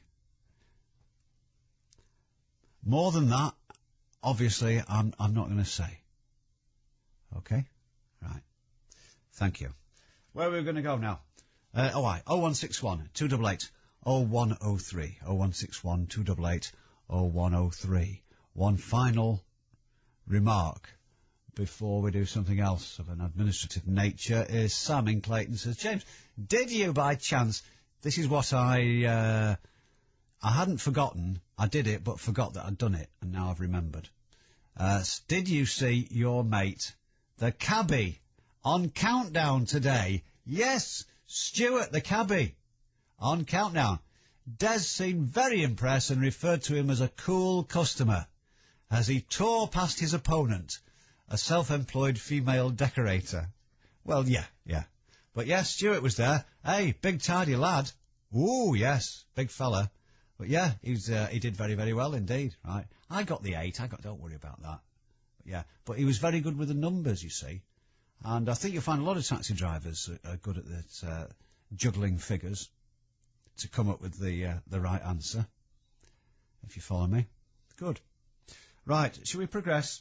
What we're going to do next? Well, I'm going to do the what do you call it? The sounds of hell, and tell you why that's all rubbish, and also your thoughts on. Yeah, let's have some of your views of the retail side of things, because I've got some right tales of snotty people in shops, and it's not me. I'm always sweetness, light, and the soul of cooperation and politesse when I enter retail premises. But you get some right gits. However, they feel that the boot is on the other foot. So if you've seen scenes like that, particularly, it would appear, a middle-aged woman who are the worst offenders, then 0161 288 0103. Where are we going next? Oh, I don't know. Life's full of surprises. I'm reduced to this finger now. The James H. Reeve phone in on Key 103. She should be entitled to it no matter what the cost. She should be entitled to it on the NHS. With Stepping Stones. See steppingstonesintowork.info. Toolin in the morning on Key 103. Red Hot Chilies in Manchester tonight and tomorrow night. I'm actually going backstage tonight to meet the Red Hot Chili Peppers. For some reason, you weren't allowed in. I know. Probably thought I'd start flirting or something. Possibly. We are backstage tonight with Anthony Kiedis, with Flea, with John and Chad. The Red Hot Chili Peppers are going to be on our show tomorrow.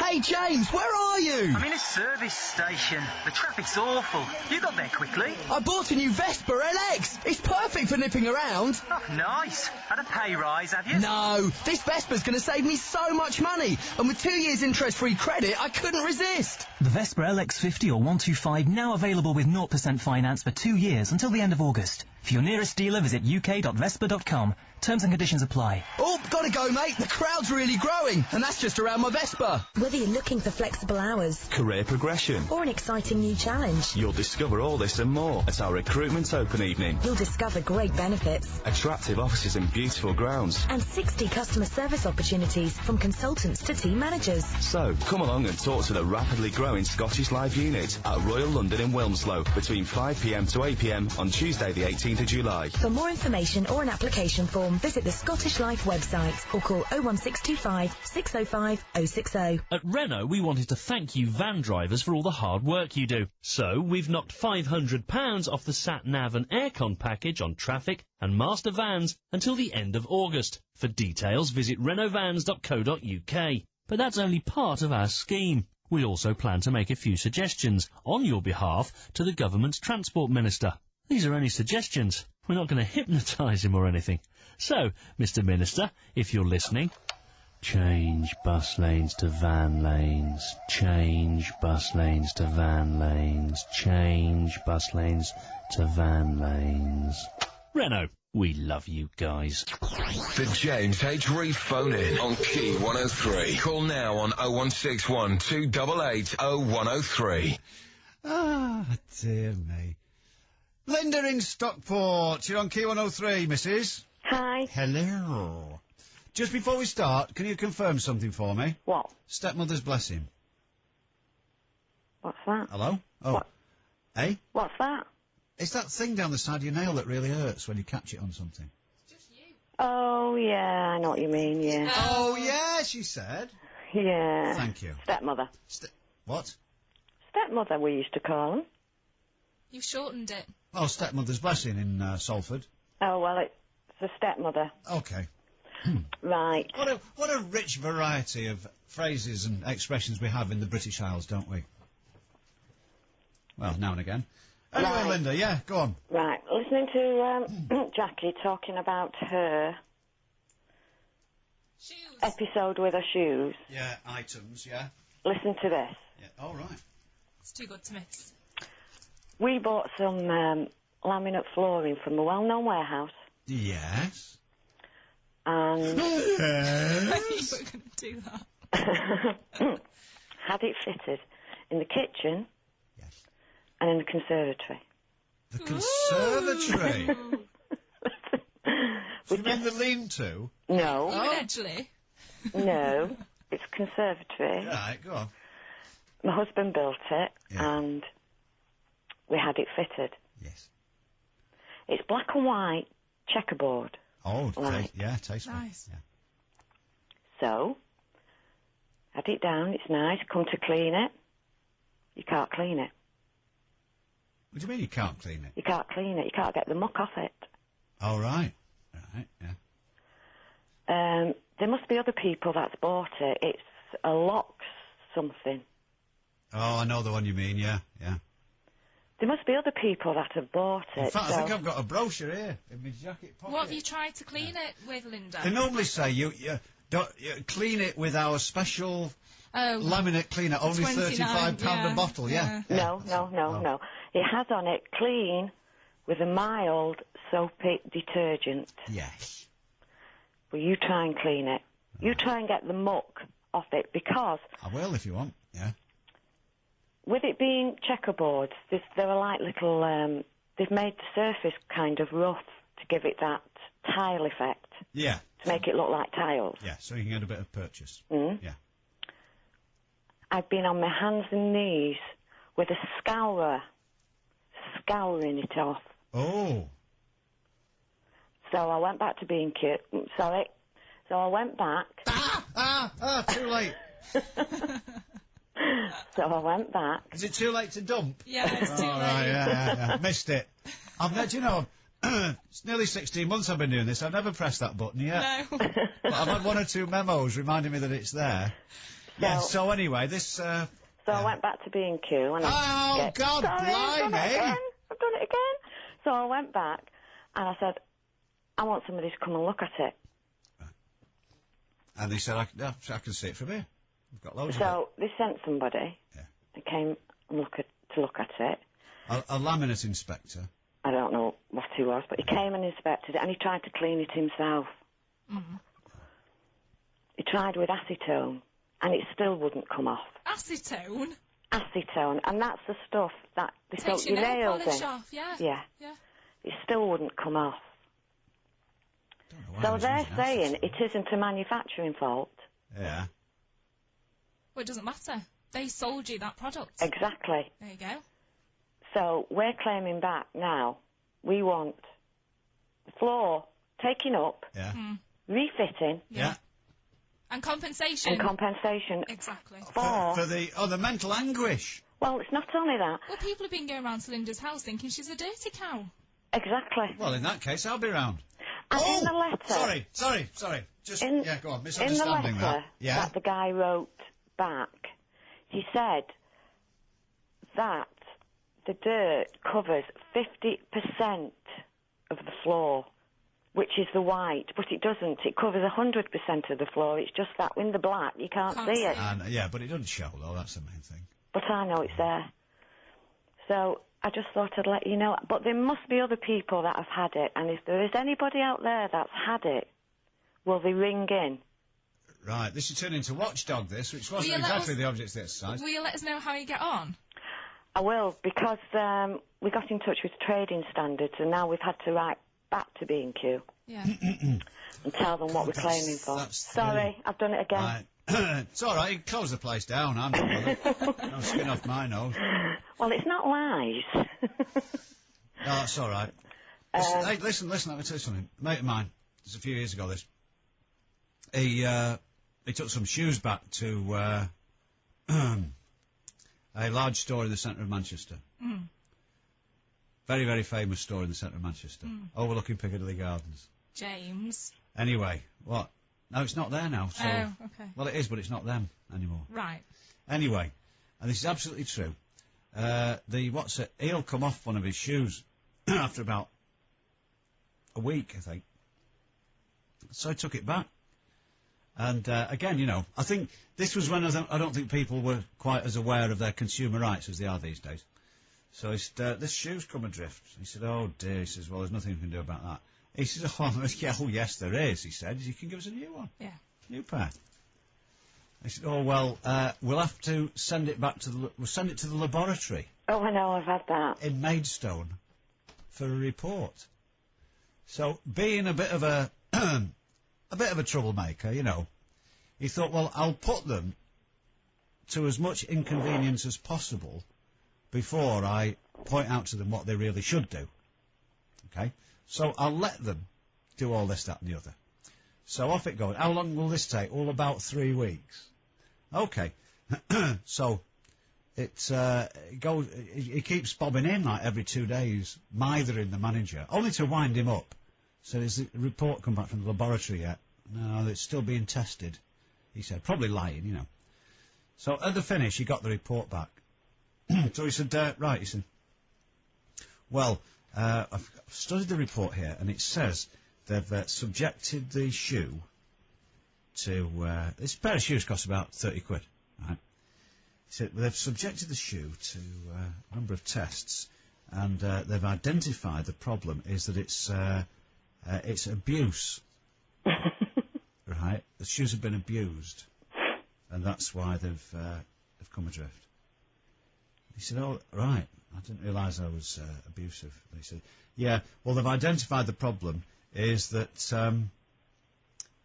it's because it's caused by too much driving. He says, oh, right, I see. He said, well, what's a reasonable amount of driving in a pair of brand new shoes, and what's too much? He says, oh, let me think. He said, no, it doesn't say in the report. It doesn't actually describe, you know, give comparison, but it does say too much driving. He says that's extraordinary. Extraordinary. He said, the reason, I'm surprised for two reasons. One is I didn't realise it was possible to do too much driving in a pair of shoes. But what surprises me even more is that I don't drive. I haven't got a car. That's true. He'd not got a car. So what was the outcome? He worked in town. He lived about 100 yards from Sale Station. And he went everywhere. He had not got a car. And the scientists had decided that it was too much driving that had worn his shoes out. Isn't that fantastic? Brilliant. Anyway, he got his money back. Thank God for scientists. Absolutely. But luckily, it caused them a great deal of stress and inconvenience, which is the main thing. Mm-hmm. Right. Well, thank you very much indeed.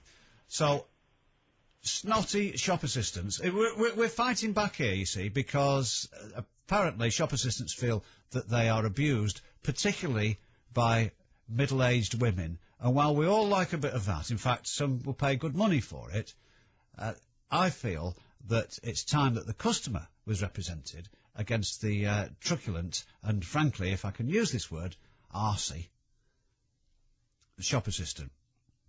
0161 288 0103.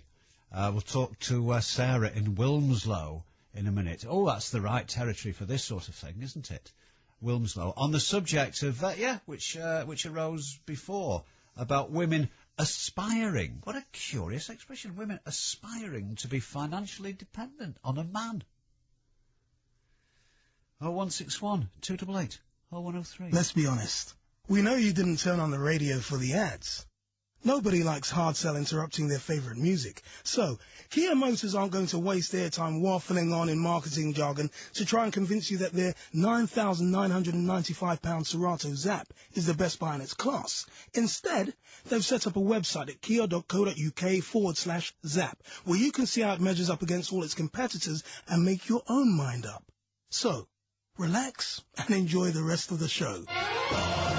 For zoos, theme parks, bouncy castles, places with sharks, bike hire, city farms. Got a problem? Just call.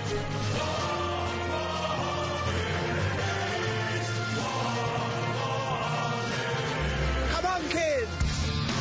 Calls cost 14p per minute from most landlines with a 59p one-off charge, but calls from other networks may vary.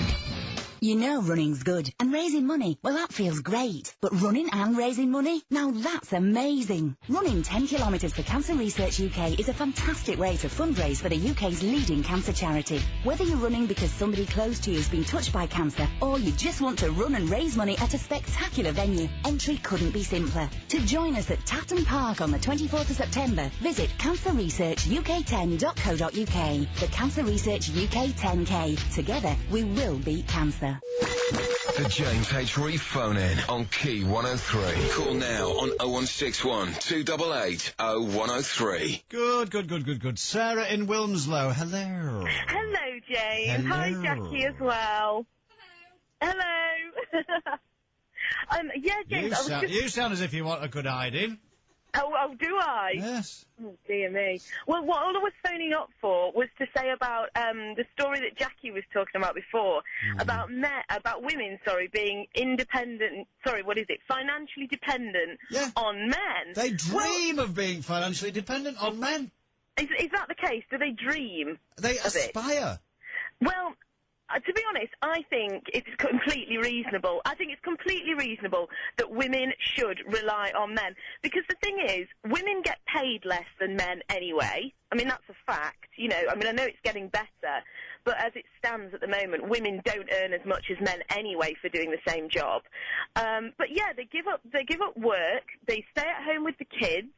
Because eventually, this is the other thing. There's this myth that, women can have it all, that they can have the whole career. They get it all in the end. No. Well, but my point is, there's a myth that is told to women that you can have it all. You can have the high-flying career. You can have the kids as well. You can have the husband. You can have the beautiful house. And of course you can't. You can't have a relationship with your children if you have got a full-time career. I don't believe that that's the case. I think, you're either devoting yourself to one or the other. Look, just let me quote you the actual thing here, which I think Jackie rather skated over. Right. More than a third of women think their partner should look after them financially and pay for their lifestyle. Yeah. Right. Yeah. Okay. But the point is, if they're not earning their own money as a consequence of being married to a man, then he should support them. Unfortunately, we've developed a technical fault with Jackie's microphone, which is unable to be switched on despite all my best efforts. I find that hard to believe, not at Key 103. And the engineer's normally on call-out, but it's his day off. So there's no way. I think Jackie's agreeing with me. Well, she will do, because she's already putting this into practice. Well, but Jackie's an independent woman. She's, you know, got her career. She's on the radio. You call this a career? Yes, I do. A very strong one. Thank you, Sarah. It's all right, Jackie. Listen, while her other half is all over the world sorting out, saving supertankers from destruction on being dashed against the reefs off foreign shores and all that, and knackering the environment, that's a scientific expression, that. Right. She's, do you know, she's, he'll go mad when he finds how many pairs of shoes I've bought today. Don't say that on Right. air. Yeah, but Sorry, he's in Taiwan or have something. you not bought some shoes with... You've bought them with your own money, surely? Yes, I have. But the point of this is that later on, when I've got kids and I can't do that, then why should I not still have the shoes? You'll wish you hadn't bought the shoes then. Why? Because you'll have no money to buy toys for the children. Yeah, but Jackie, a good man will pass. Shoes will always be there. Yes. Oh yeah. Well, if you can get. That was. If I'd said that, there'd be, only changed it all round. Yeah. Then there'd be hell to pay. Yeah, there would. Right. So, I see. Right. How did you finish up in Wilmslow then, Sarah? Hey, did you claw your way up from the mean streets of, I don't know, I tell you what, I didn't, but my parents did. They were born, they grew up in Sedgley, which is the back end of Wolverhampton, in a little 2 up, 2 down, and they worked. My mum and my dad worked their way up. Exactly. Because your dad didn't have the option of finding a woman to be financially dependent on, did he? No, but my mum didn't have that option either, because they were both, equal pegging, because they met at school, and when they left school together, neither of them had any money. So my mum went and got a job, my dad went and got a job, and obviously in the end, my dad's job took over, and we moved up to Wilmslow. But my mum supported him for a long time while he was studying. Quite right. Well, that's what I'm saying. If it's the other way round, you would expect your wife to look after you as well. Yeah, but he's working for the common good there. He's working for the socio-economic unit, which we refer to as the family, in order to provide a better future. He's not sat on the settee all day watching the racing. What are you talking about, Mum? No, but that is what. Look, now you're in Wilmslow, right? You're thinking, aye. I'll get off down that tennis club now. I'll find some solicitor here. I'll get me hooks into him. All right, a certain amount of fumbling will be required, but thereafter, I'm on easy street. I can put my feet on the handlebars. But am I not providing him? Obviously. I'm providing him with a rather beautiful accessory, though, as well. So, everyone's a winner. Now it's all out in the open, isn't it? Hey? Exactly. And children, most likely, as well. Yeah, exactly. But I will be raising his children and looking after his home.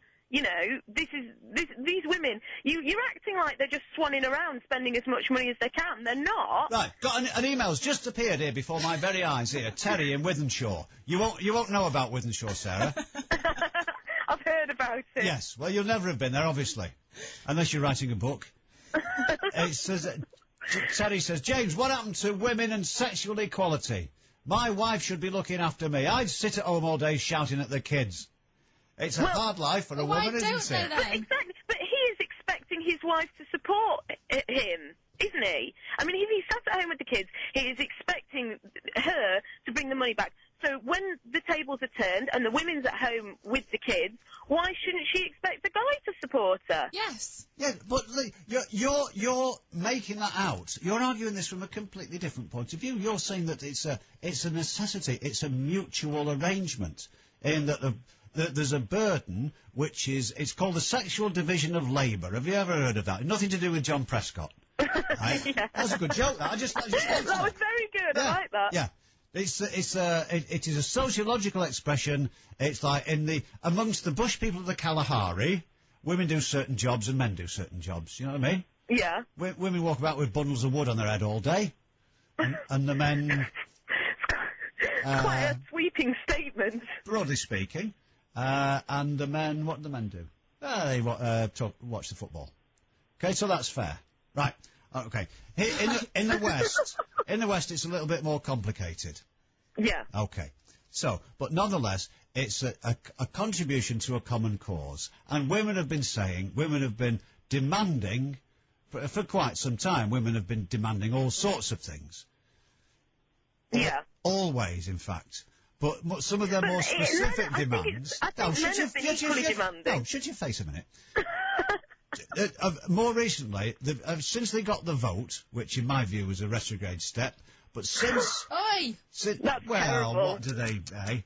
But since they started... Women died for that. Since the 70s, I've never met a woman who's dying for it. Oh, dear me. No, James, you've just never seen a woman who's dying for you. No, that might be the case. Anyway, since this demand for equality, the demand to be financially independent of men, which is what your Jermaine Greers and all the rest of it have been going on about since like, for about the last 35 years, we now find this, we're not talking about a mutually supportive thing. This is women wanting men to subsidise them. That's what it's all about. And they say 39% they want to be financially dependent on their partner. Well, perhaps I am coming at it from a mutual point of view, but is it not true that there will be guys out there who are going out? I mean, look at, wealthy sort of single ladies of a certain age, and these young men who go after her. Do you think ask them for the money? Do you think I haven't written to J.K. Rowling?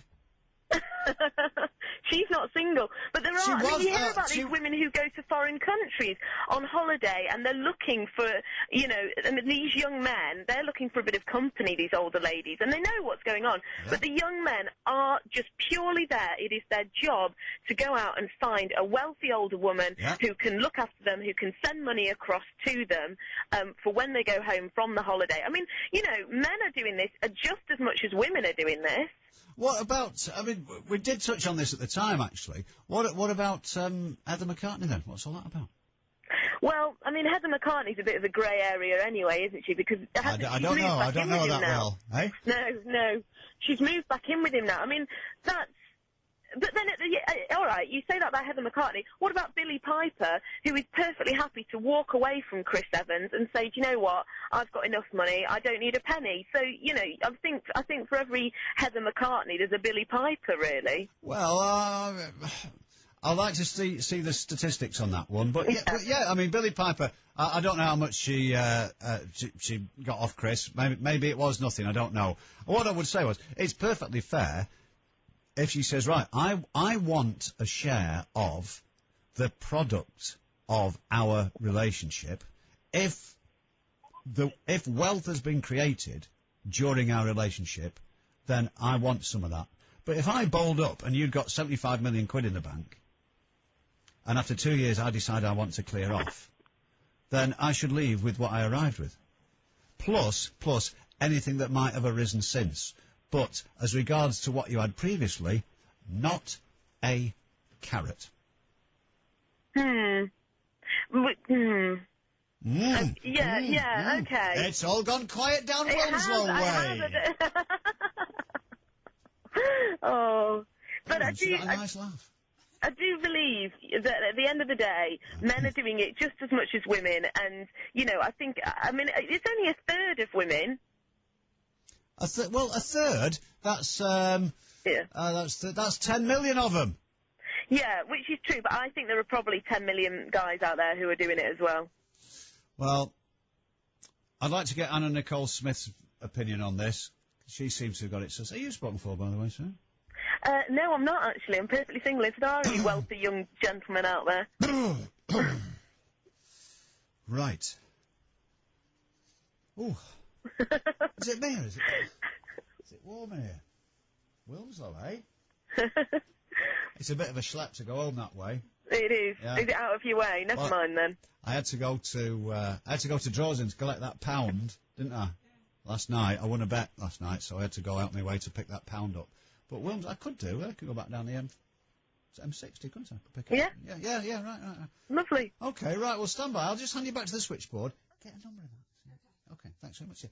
Lovely, that was Sarah in Wilmslow. Now, I don't know whether to take her up on that, or well, I should just go straight home while it's fresh in my mind. Good heavens. Thank you. 0161 288 0103. If you want to... very oppressive. If you want to contribute to that or other remarks tonight, I'm just looking at the emails. Right. P. Brain of Gorton says, listening to your show tonight has reminded me of when I used to watch That's Life. So if you've got a spare minute of airtime, I'll ring up and let you listen to my goldfish that can say sausages when I move its mouth in a certain way. Right, thanks very much indeed. Make more sense than Jackie and her airbrained theories. Thank you. Sammy in Bessick says, hiya, James, on the subject of rude. I thought it said nude. Of rude shop assistants. I went to a well-known DIY superstore where I was browsing in the gardening department. A staff employee asked me if I wanted decking, so I headbutted him. I thank you. It's lovely to hear that. I like that one, thank you. James, no one is interested in dirty floors. Okay, right, thank you. And Duncan in Moston says the proper name for a stepmother's blessing is a whitlow, according to my missus. Okay, then I'll settle for that, thanks. And listen to this, a well-wisher of Bench Hill. And I was worried, actually, about this. This clears it up to a certain extent. A well-wisher says, Dear Mr. Reeve, I have been asked to inform you that a certain Reverend Morrissey of this parish is due to be released from prison on Friday. He wants it to be known that he didn't do it and doesn't even know what it is. The Reverend has plans to contact you upon his release. You ain't seen me, right? Okay, pal, you're a Jehovah's bystander as far as I'm concerned. Thanks very much indeed, Mr. Wellwisher. That's lovely. I'm looking forward to that. I was more than a little concerned about the Reverend's welfare and his incommunicado. Thanks. And Terry sent us something else, which I better read this through. I've just seen some potentially deleterious material in it, so I'll have a look in this. And you listen to these while I do this. 0161 288 0103. The James H. Reeve phone-in on Key 103. I think my dad might be getting an house bill for living here, just for living in this house, which is how crazy the world is. With stepping stones into work, advice and support to help you back into work. Key 103's £25,000 triple play. Alison Pickering in Cosad. Yeah. You are... Line 25!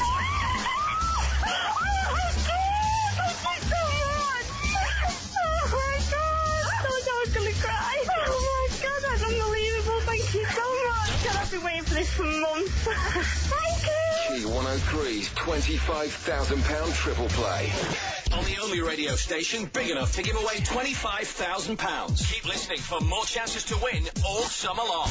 On Key 103. I went to Glastonbury and I can't remember a thing. Glastonbury, bring it on! I must have been down, covered in mud. Best festival in history. Now it's all coming back. Radiohead, Faithless, Morrissey, Primal Scream, Scissor Sisters, The Mud, The Mayhem, The Music. Solstice. It's a label, man. Glastonbury, the soundtrack to this year's 5-star Julian Temple film. On sale now. Thank you so much. That was brilliant.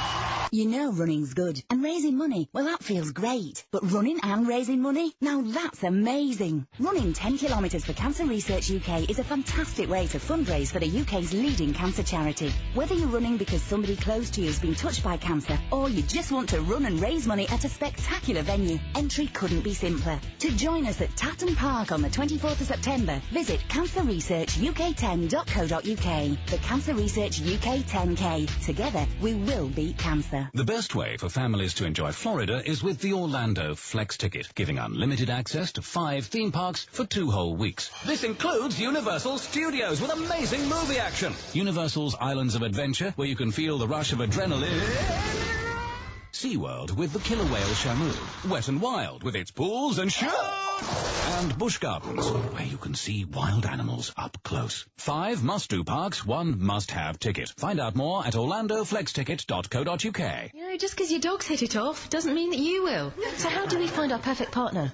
You know, I'm asking you. Even thrush treatments have better luck than me.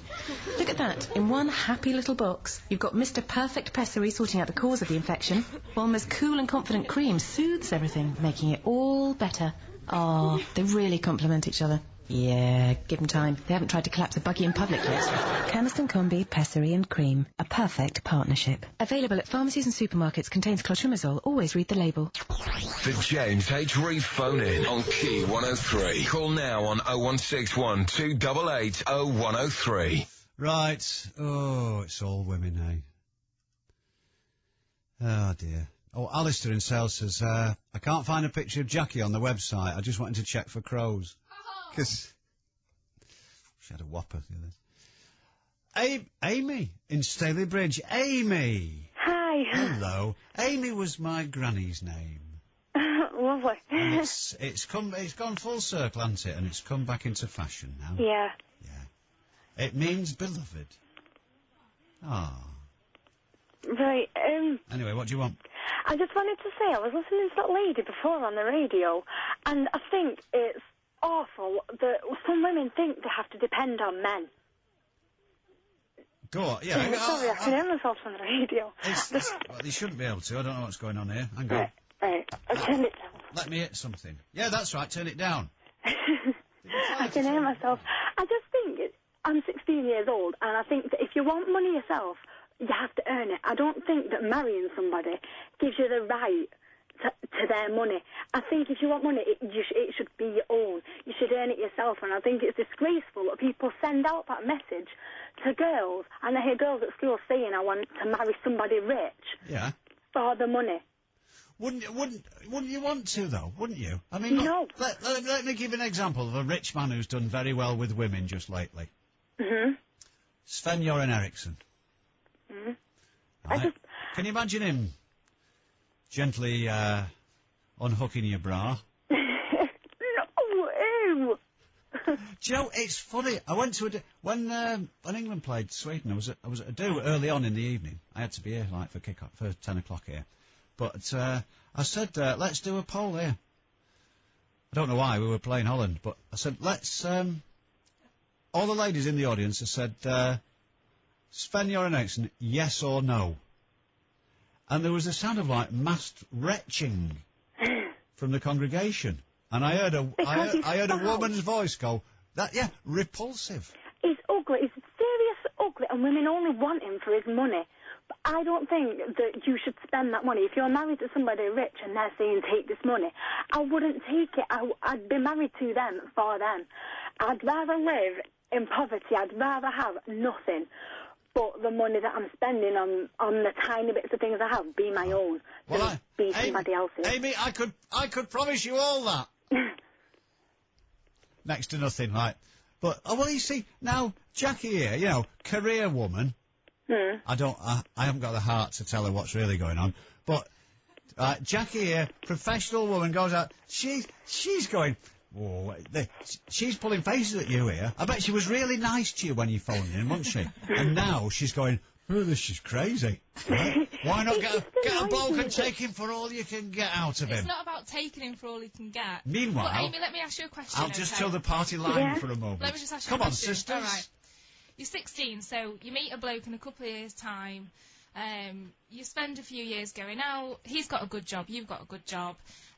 You get married a couple of years down, you're 25, you get married. You've got a good career. You spend your own money. It's all roses, okay. You get pregnant. Right.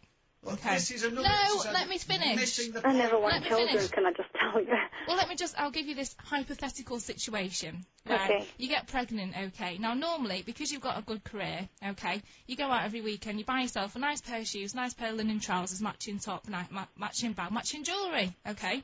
There was no need for that level of detail at all. You get pregnant and you have the baby and you can't work anymore. You can't buy your linen trousers and your matching bag. But would you think it would be nice Enough for him... with the linen. I'd tell the guy to stay home with the baby, because knowing me, I would not ask for a baby. I wouldn't just have a baby for a guy, but if I had one, I'd make him stay home, look after it, and I'd work. What if he earns more than you, and to support the family, it makes more sense for him to work and you to stay at home? Does that not mean that... No, because then she's dependent. No, because then Amy's dependent on her partner. This is not... I'd never be dependent on somebody else. But you will be if that's the situation you're in. You might find that you have to be. You might find that circumstances dictate that you are. But this is not what this research is saying. It says 39% of women want to be financially dependent on their partner. Amy doesn't want to be. If she had to be, she would find it hard going. She would do everything she could to restore some sort of parity. But this is 39% of women want to be financially dependent on the... In other words, they want a bloke with money. And another thing, Amy, another thing. When you look at Sven-Göran Eriksson, doesn't he strike you as... He looks like the sort of bloke who might have bad breath. Yeah. Don't you think? Yeah. I don't know why. And hairy toes. His teeth are really bad. Yeah, they were a bit... He could eat a tomato through a tennis racket, couldn't he? A what? It's all right, doesn't matter. Okay, this is so weird. I've never phoned in a radio station before. It's like... Oh. It's loads of fun, isn't it? Yeah. Yeah. Anyway, right. Do you want to ring every night? Thank you for Amy, thank you for completely destroying Jackie. Sorry, I just wanted to say that those 39% of women are absolutely ridiculous that they want to depend on a man. Why have they got no... Do you know... Self-respect. Self-respect. Why would they not want to earn it for themselves and give themselves credit? Why do they think so low of themselves? Absolutely. I'll entertain you now with a brief anecdote from the life and works of... who was it? Oh, George Bernard Shaw. Go on. George Bernard Shaw. Right. It's all right. It was City's half-back line in the 1950s. Right, I have no idea who any of these people you've been mentioning are. Don't worry, Amy, no one does. I seem to be picking on people with three names, don't I? Sven-Göran Eriksson, George Bernard Shaw. I don't know why that is. Anyway, he was one of them authors and a man of wit. And he says, he was talking to some lady of society. Actually, I've just remembered another story. A famous actress said to him, do you think, just imagine, Mr. Shaw, she said, if we produced a child and it had my looks and your brains, it would be a wonder to behold. And he said, yeah, but it might have my looks and your brains, in which case it would be a disaster. He said. But nice. What about this? No, well, she wasn't. She was snotty. What about this? I forget who it was now, some lady in society. And he said to her, I think he'd taken a dislike to her. He said, tell me, lady thing. He said, I am sounding a bit like Frankie Howard, aren't I now? Lady thing? Yes, you know. He said, would you sleep with me for £10,000? Oh, no. Honestly. And she said, I might consider that, Mr. Shaw. Because he was a bit on the ugly side. He said, well, would you sleep with me for sixpence? She said, sixpence? What do you think I am? He said, well, I think we've already established what you are. We're just haggling about the price. Oh! Because he couldn't half come out with them. George Bernard, you know. Yeah. So I'll leave you with that one. But thank you very much indeed, Amy. Can I just say that kind of thing really annoys me too? Because selling yourself is still selling yourself, whether you get paid £1 million or 1 pence. It's still selling yourself. Do you mean you're for the old favourite, you know, for the round the back of the... No. Oh, I see. I'm sorry. What do you mean? I didn't quite follow you there. I just mean, like, he said, like, we know that you're a slut basically because you're going to sleep with me for this money. Yeah. Is that what you were saying? Well, whether we're going to pay her the huge amount of money or the small amount of money, she'd still be as bad if she took the huge amount or the small amount. She'd still never be better, no matter which one she chose. Amy? Well, she'd buy more stuff if she took the larger amount. I'd salute you, madam. You sound like my ideal woman with that attitude. And frankly, although, if you and I were ever to get... She's only 16, Well, James. I'm saying, if you and I were ever to form any sort of liaison, Amy, you would have to cut all this out, you know. Because I'd want my tea on the table when I got home. No messing. That was Amy in Staley Bridge. Thank you dreadfully. Terry in Withenshaw, who seems to be... we seem to have such a nerve here. He says, as a man who has been with the same woman for 27 years, it would have been a lot more cost-effective to stay on my own, right?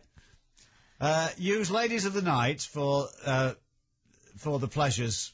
There'd have been no arguing, no sleeping in the spare room, none of that it's your turn to make the tea, and no one going on about the decorating.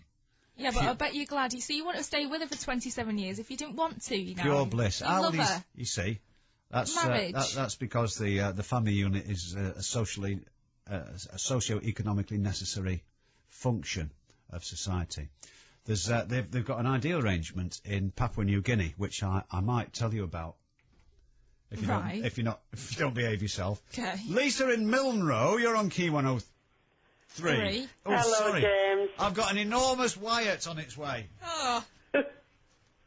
Oh, dear me. Sorry. Are you there? Yes, I'm there. I'm here. Are you there, love? Yes. Right, well... Sorry, a bit of a Wyatt Earp crept up on me, unexpected there. Oh, dear. Anyway, I've got rid of it now. Have you got rid of it? Yes. Oh, are you feeling better? Oh, it's a yes. Oh, good. Right, well, listen. No man is a meal ticket for life. Keep going. Keep going. Now, I like I'll tell this. you I like the sound of this. Hang on. I learnt this at the expense of my mother. My mother came out with a remark at the solicitors, and I was only a young child. And her solicitor said, no man is a meal ticket for life. And I thought, nothing of it at the time. Until later years, I married a guy.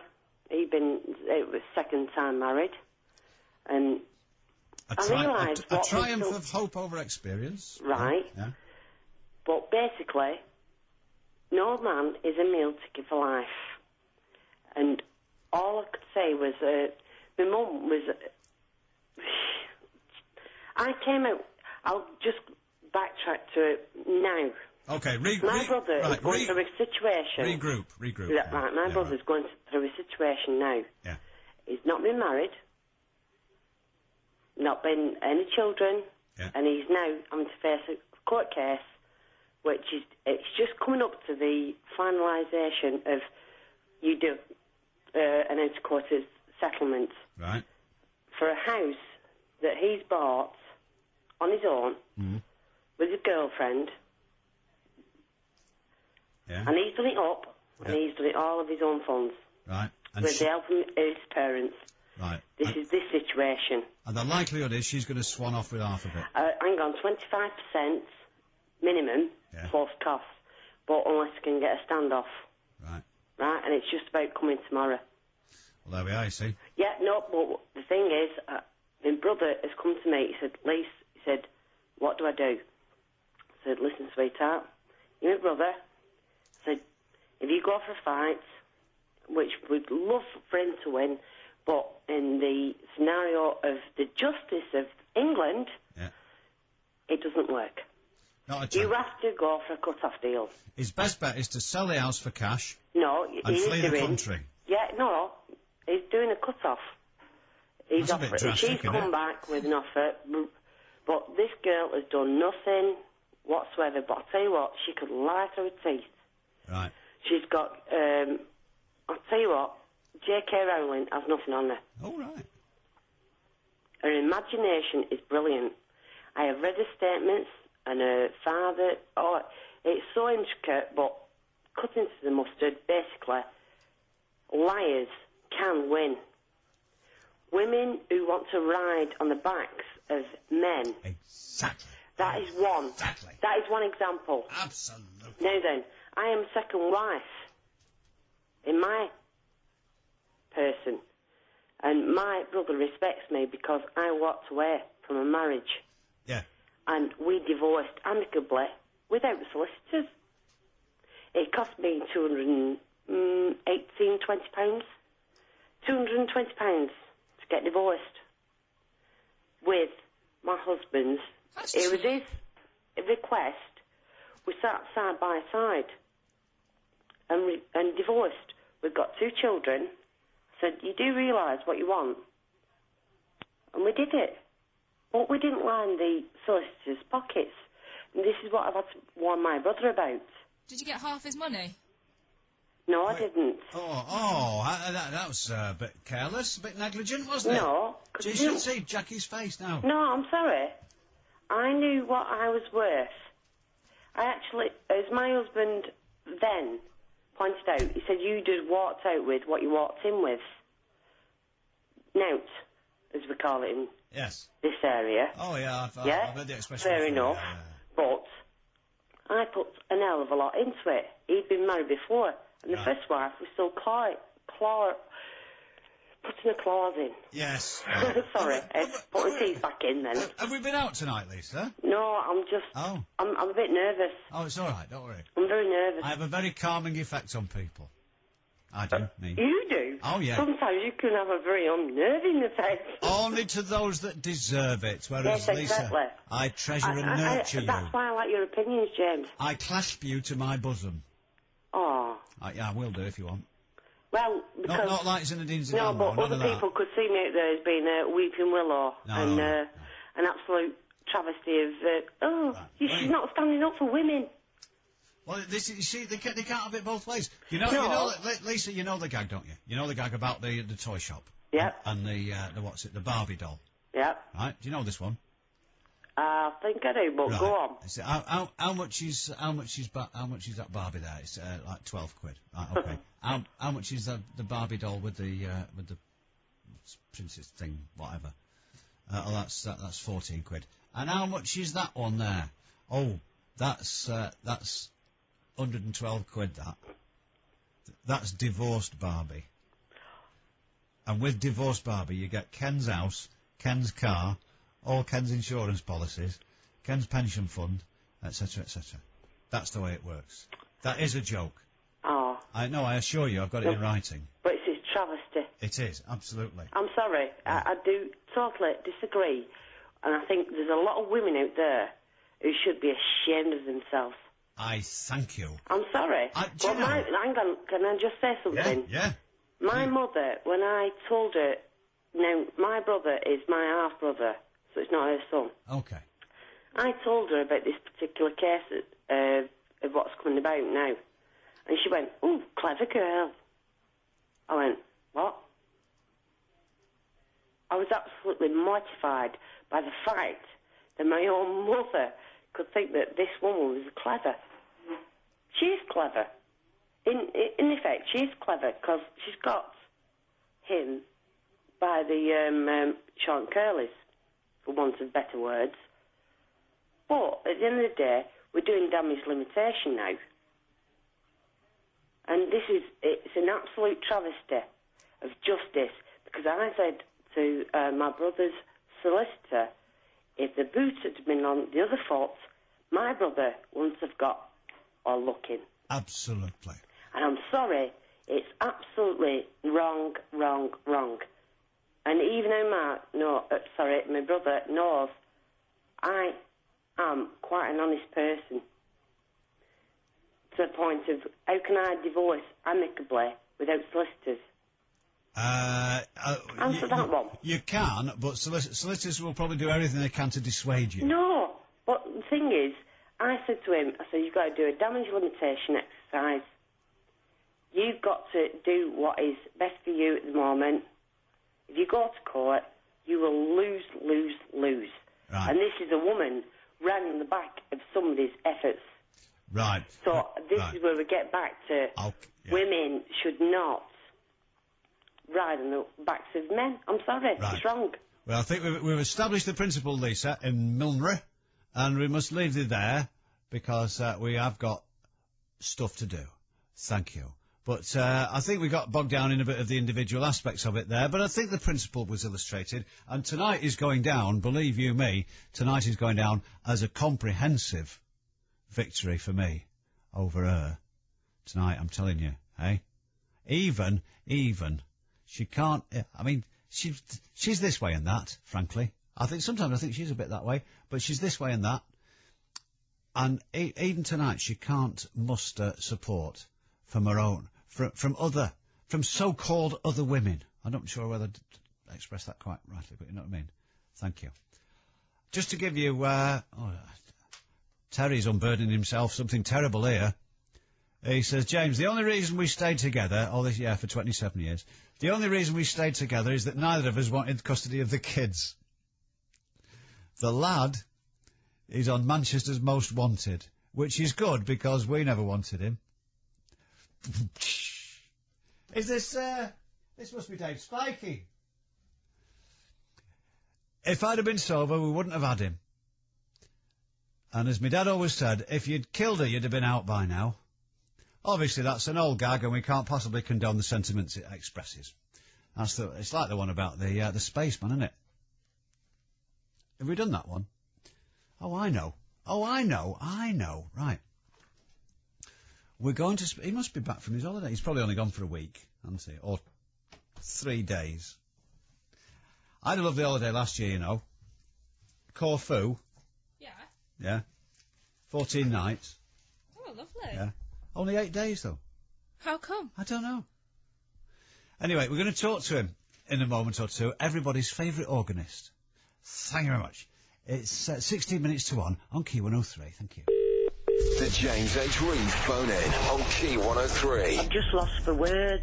She must have been so desperate to do that, to kill her own child as well. With stepping stones into work, advice and support to help you back into work. Why try to find your own job when you can put your CV on monster.co.uk? Every week, thousands of employers search Monster looking for the perfect candidate. Put your CV on monster.co.uk today. Whether you're looking for flexible hours, Career progression, or an exciting new challenge, you'll discover all this and more at our recruitment open evening. You'll discover great benefits, attractive offices and beautiful grounds, and 60 customer service opportunities from consultants to team managers. So, come along and talk to the rapidly growing Scottish Live unit at Royal London in Wilmslow between 5 p.m. to 8 p.m. on Tuesday the 18th of July. For more information or an application form, visit the Scottish Life website or call 01625 605 060. Your local blood bank is running low on reserves of blood group O. Call 0845 711 711 now. Do something amazing today. Save a life. Give blood. The James H. Reeve phone-in on Key 103. Call now on 0161 288 0103.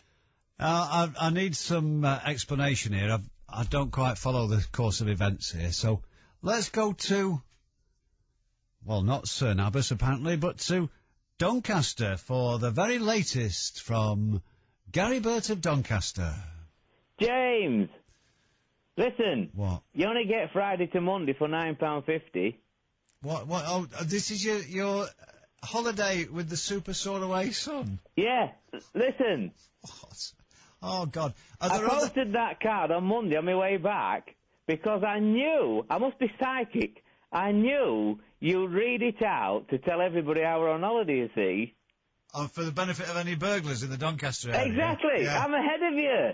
Do you know, they'd go round to your house and they'd steal everything except your record collection, wouldn't they? Yes. Yeah. Hey, listen. I came across a baker, right? Just a minute. Whoa. Let's just retrace our steps here. You went, when did you go? Friday. Friday to Monday? Yeah. So I went to Portland. It's like a long weekend? Yeah. For £9.50. That's right.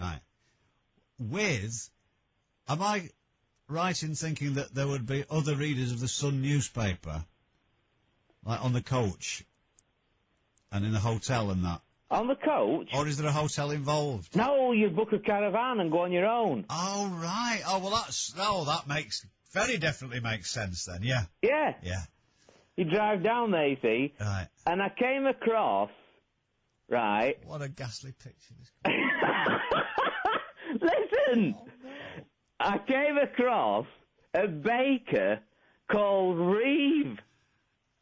Reeve the baker. Outrageous, isn't it? Your point being? I took a photograph of this. I can't wait to get my website up and running. I'll tell you, Reeve the baker. That's hilarious. Oh dear. What's funny about that? I went in and bought a sausage roll just to get a packet with Reeve written on it. Reeve the baker. How funny is that? Nothing funny whatsoever about that. It's hilarious. I bet it's your shop. We know what you do in the daytime now. There's a chemist in Glossop. So? Called Finlay McKinley. So? I just thought I'd tell you, every time I go past I think, I love that. By the way, you know the card that I addressed to you? Yes. Yeah, I must apologise to Jackie. I meant to put to Jackie and Jim Reeve. Yes. Not to Jim and Jackie Reeve. I mean, I wouldn't insult it in that way. Oh, So, did you like the picture of the big dick? Oh, please, Garfield. I thought it'd be most appropriate for you. Yeah, because Jackie looked at it and she said, oh, it's like yours, only smaller. Yeah. You know, you'd make a good double, actually, if you got yourself somebody funny to go around with. I was going to tell you a joke, but I can't remember what it was now. Oh, yeah, that's the, it was, hey, we just had an email from Ken in Toy Town. Yeah. You know, like we've mentioned the divorce, it's upset him, apparently. Anyway, Terry in Withenshaw, you know, that was saying about the children. Did you hear that bit? No. Oh, he stayed with his wife for 27 years. The only reason was nobody wanted custody of the children. Right, yeah. Is your pen working? That's my pen's working. Right. Working fine, yeah. He said, our son is on Manchester's Most Wanted. That's good, because we never wanted him. And so on and so forth. But, yeah, the joke is about the little lad who says to his dad, are you ready for this? You're writing it down? Go on. Okay. Because you can have another weekend if you put the other £5 or £2. He said, do you know what, I want to be an astronaut when I grow up, did he? He said, yeah. He said, yeah, I would like to be shot into space. And his dad said, if I'd have been sober that night, you would have been. Do you know that gag's got whiskers on it? Oh, has it? Oh, in that case, I'm sorry. Well, would you like me to think up one specially? Well, no, I'm always recycling them. Oh, of course. Yeah. Anyway, what was the point of this? Anyway, do you want this story about? You're talking about faulty things, aren't you? The law. Well, that did crop up. Yeah, we were mostly interested in tales of objectionable retail staff. Yeah. Because they're trying to blame it all on the customers. But well, this is sort of on those lines. Right. I had some faulty tea bags. Would you believe? You had what? Some faulty tea bags. Every time I made a cup of tea, it tasted dreadful. Well, that would be all the aluminium, of course, wouldn't it? I don't know what it were, but they didn't taste like they normally do, and I only used one brand. Were they going rusty? Well, I don't know. I wrote to them, you see. I took the address off the back, and I wrote them a letter. And they wrote back and said, will you send us a sample of water? No. This is true. What, have you your own? Well, obviously not, but that's what I thought they meant. Oh, good heavens. See?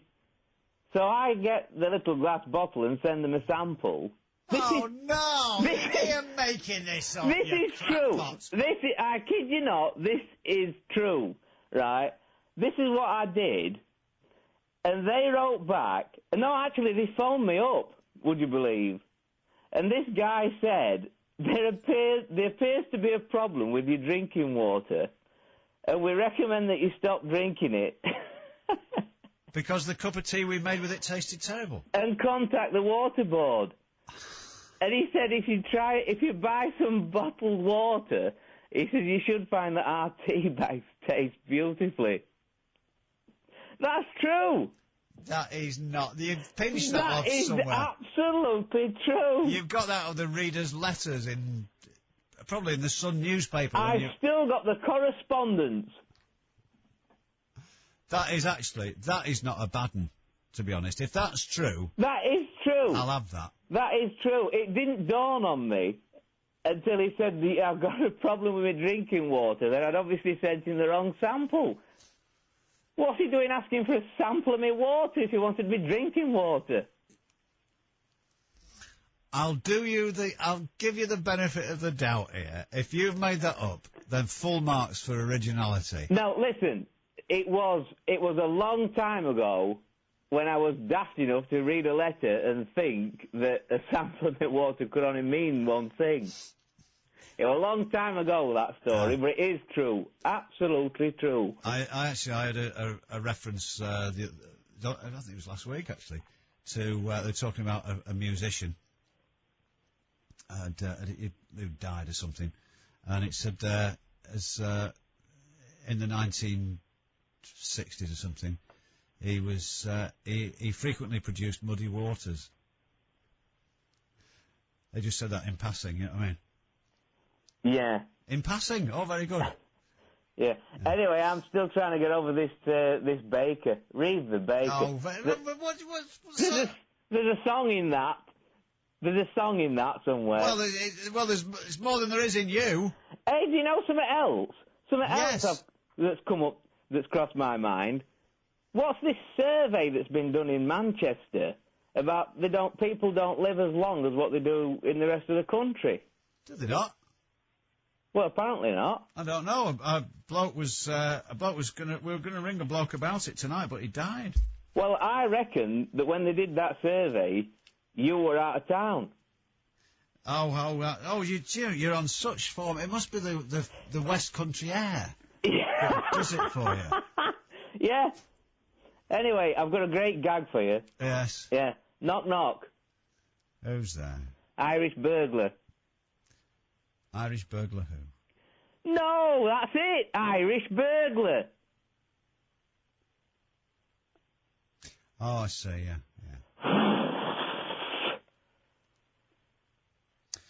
Splendid. Yeah, anyway, do you want a good gag?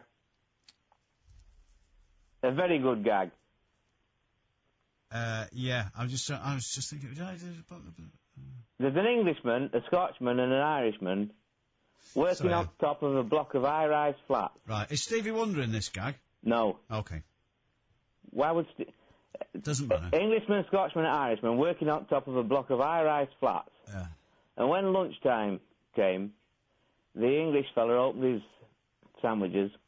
He says, oh, no, he says, cheese again. He says, if I get cheese again tomorrow, he says, I'm going to sling myself off these flats. Yes. Yeah? Yes! The Scotsman opens his sandwiches. He says, oh, no, he says, haggis again.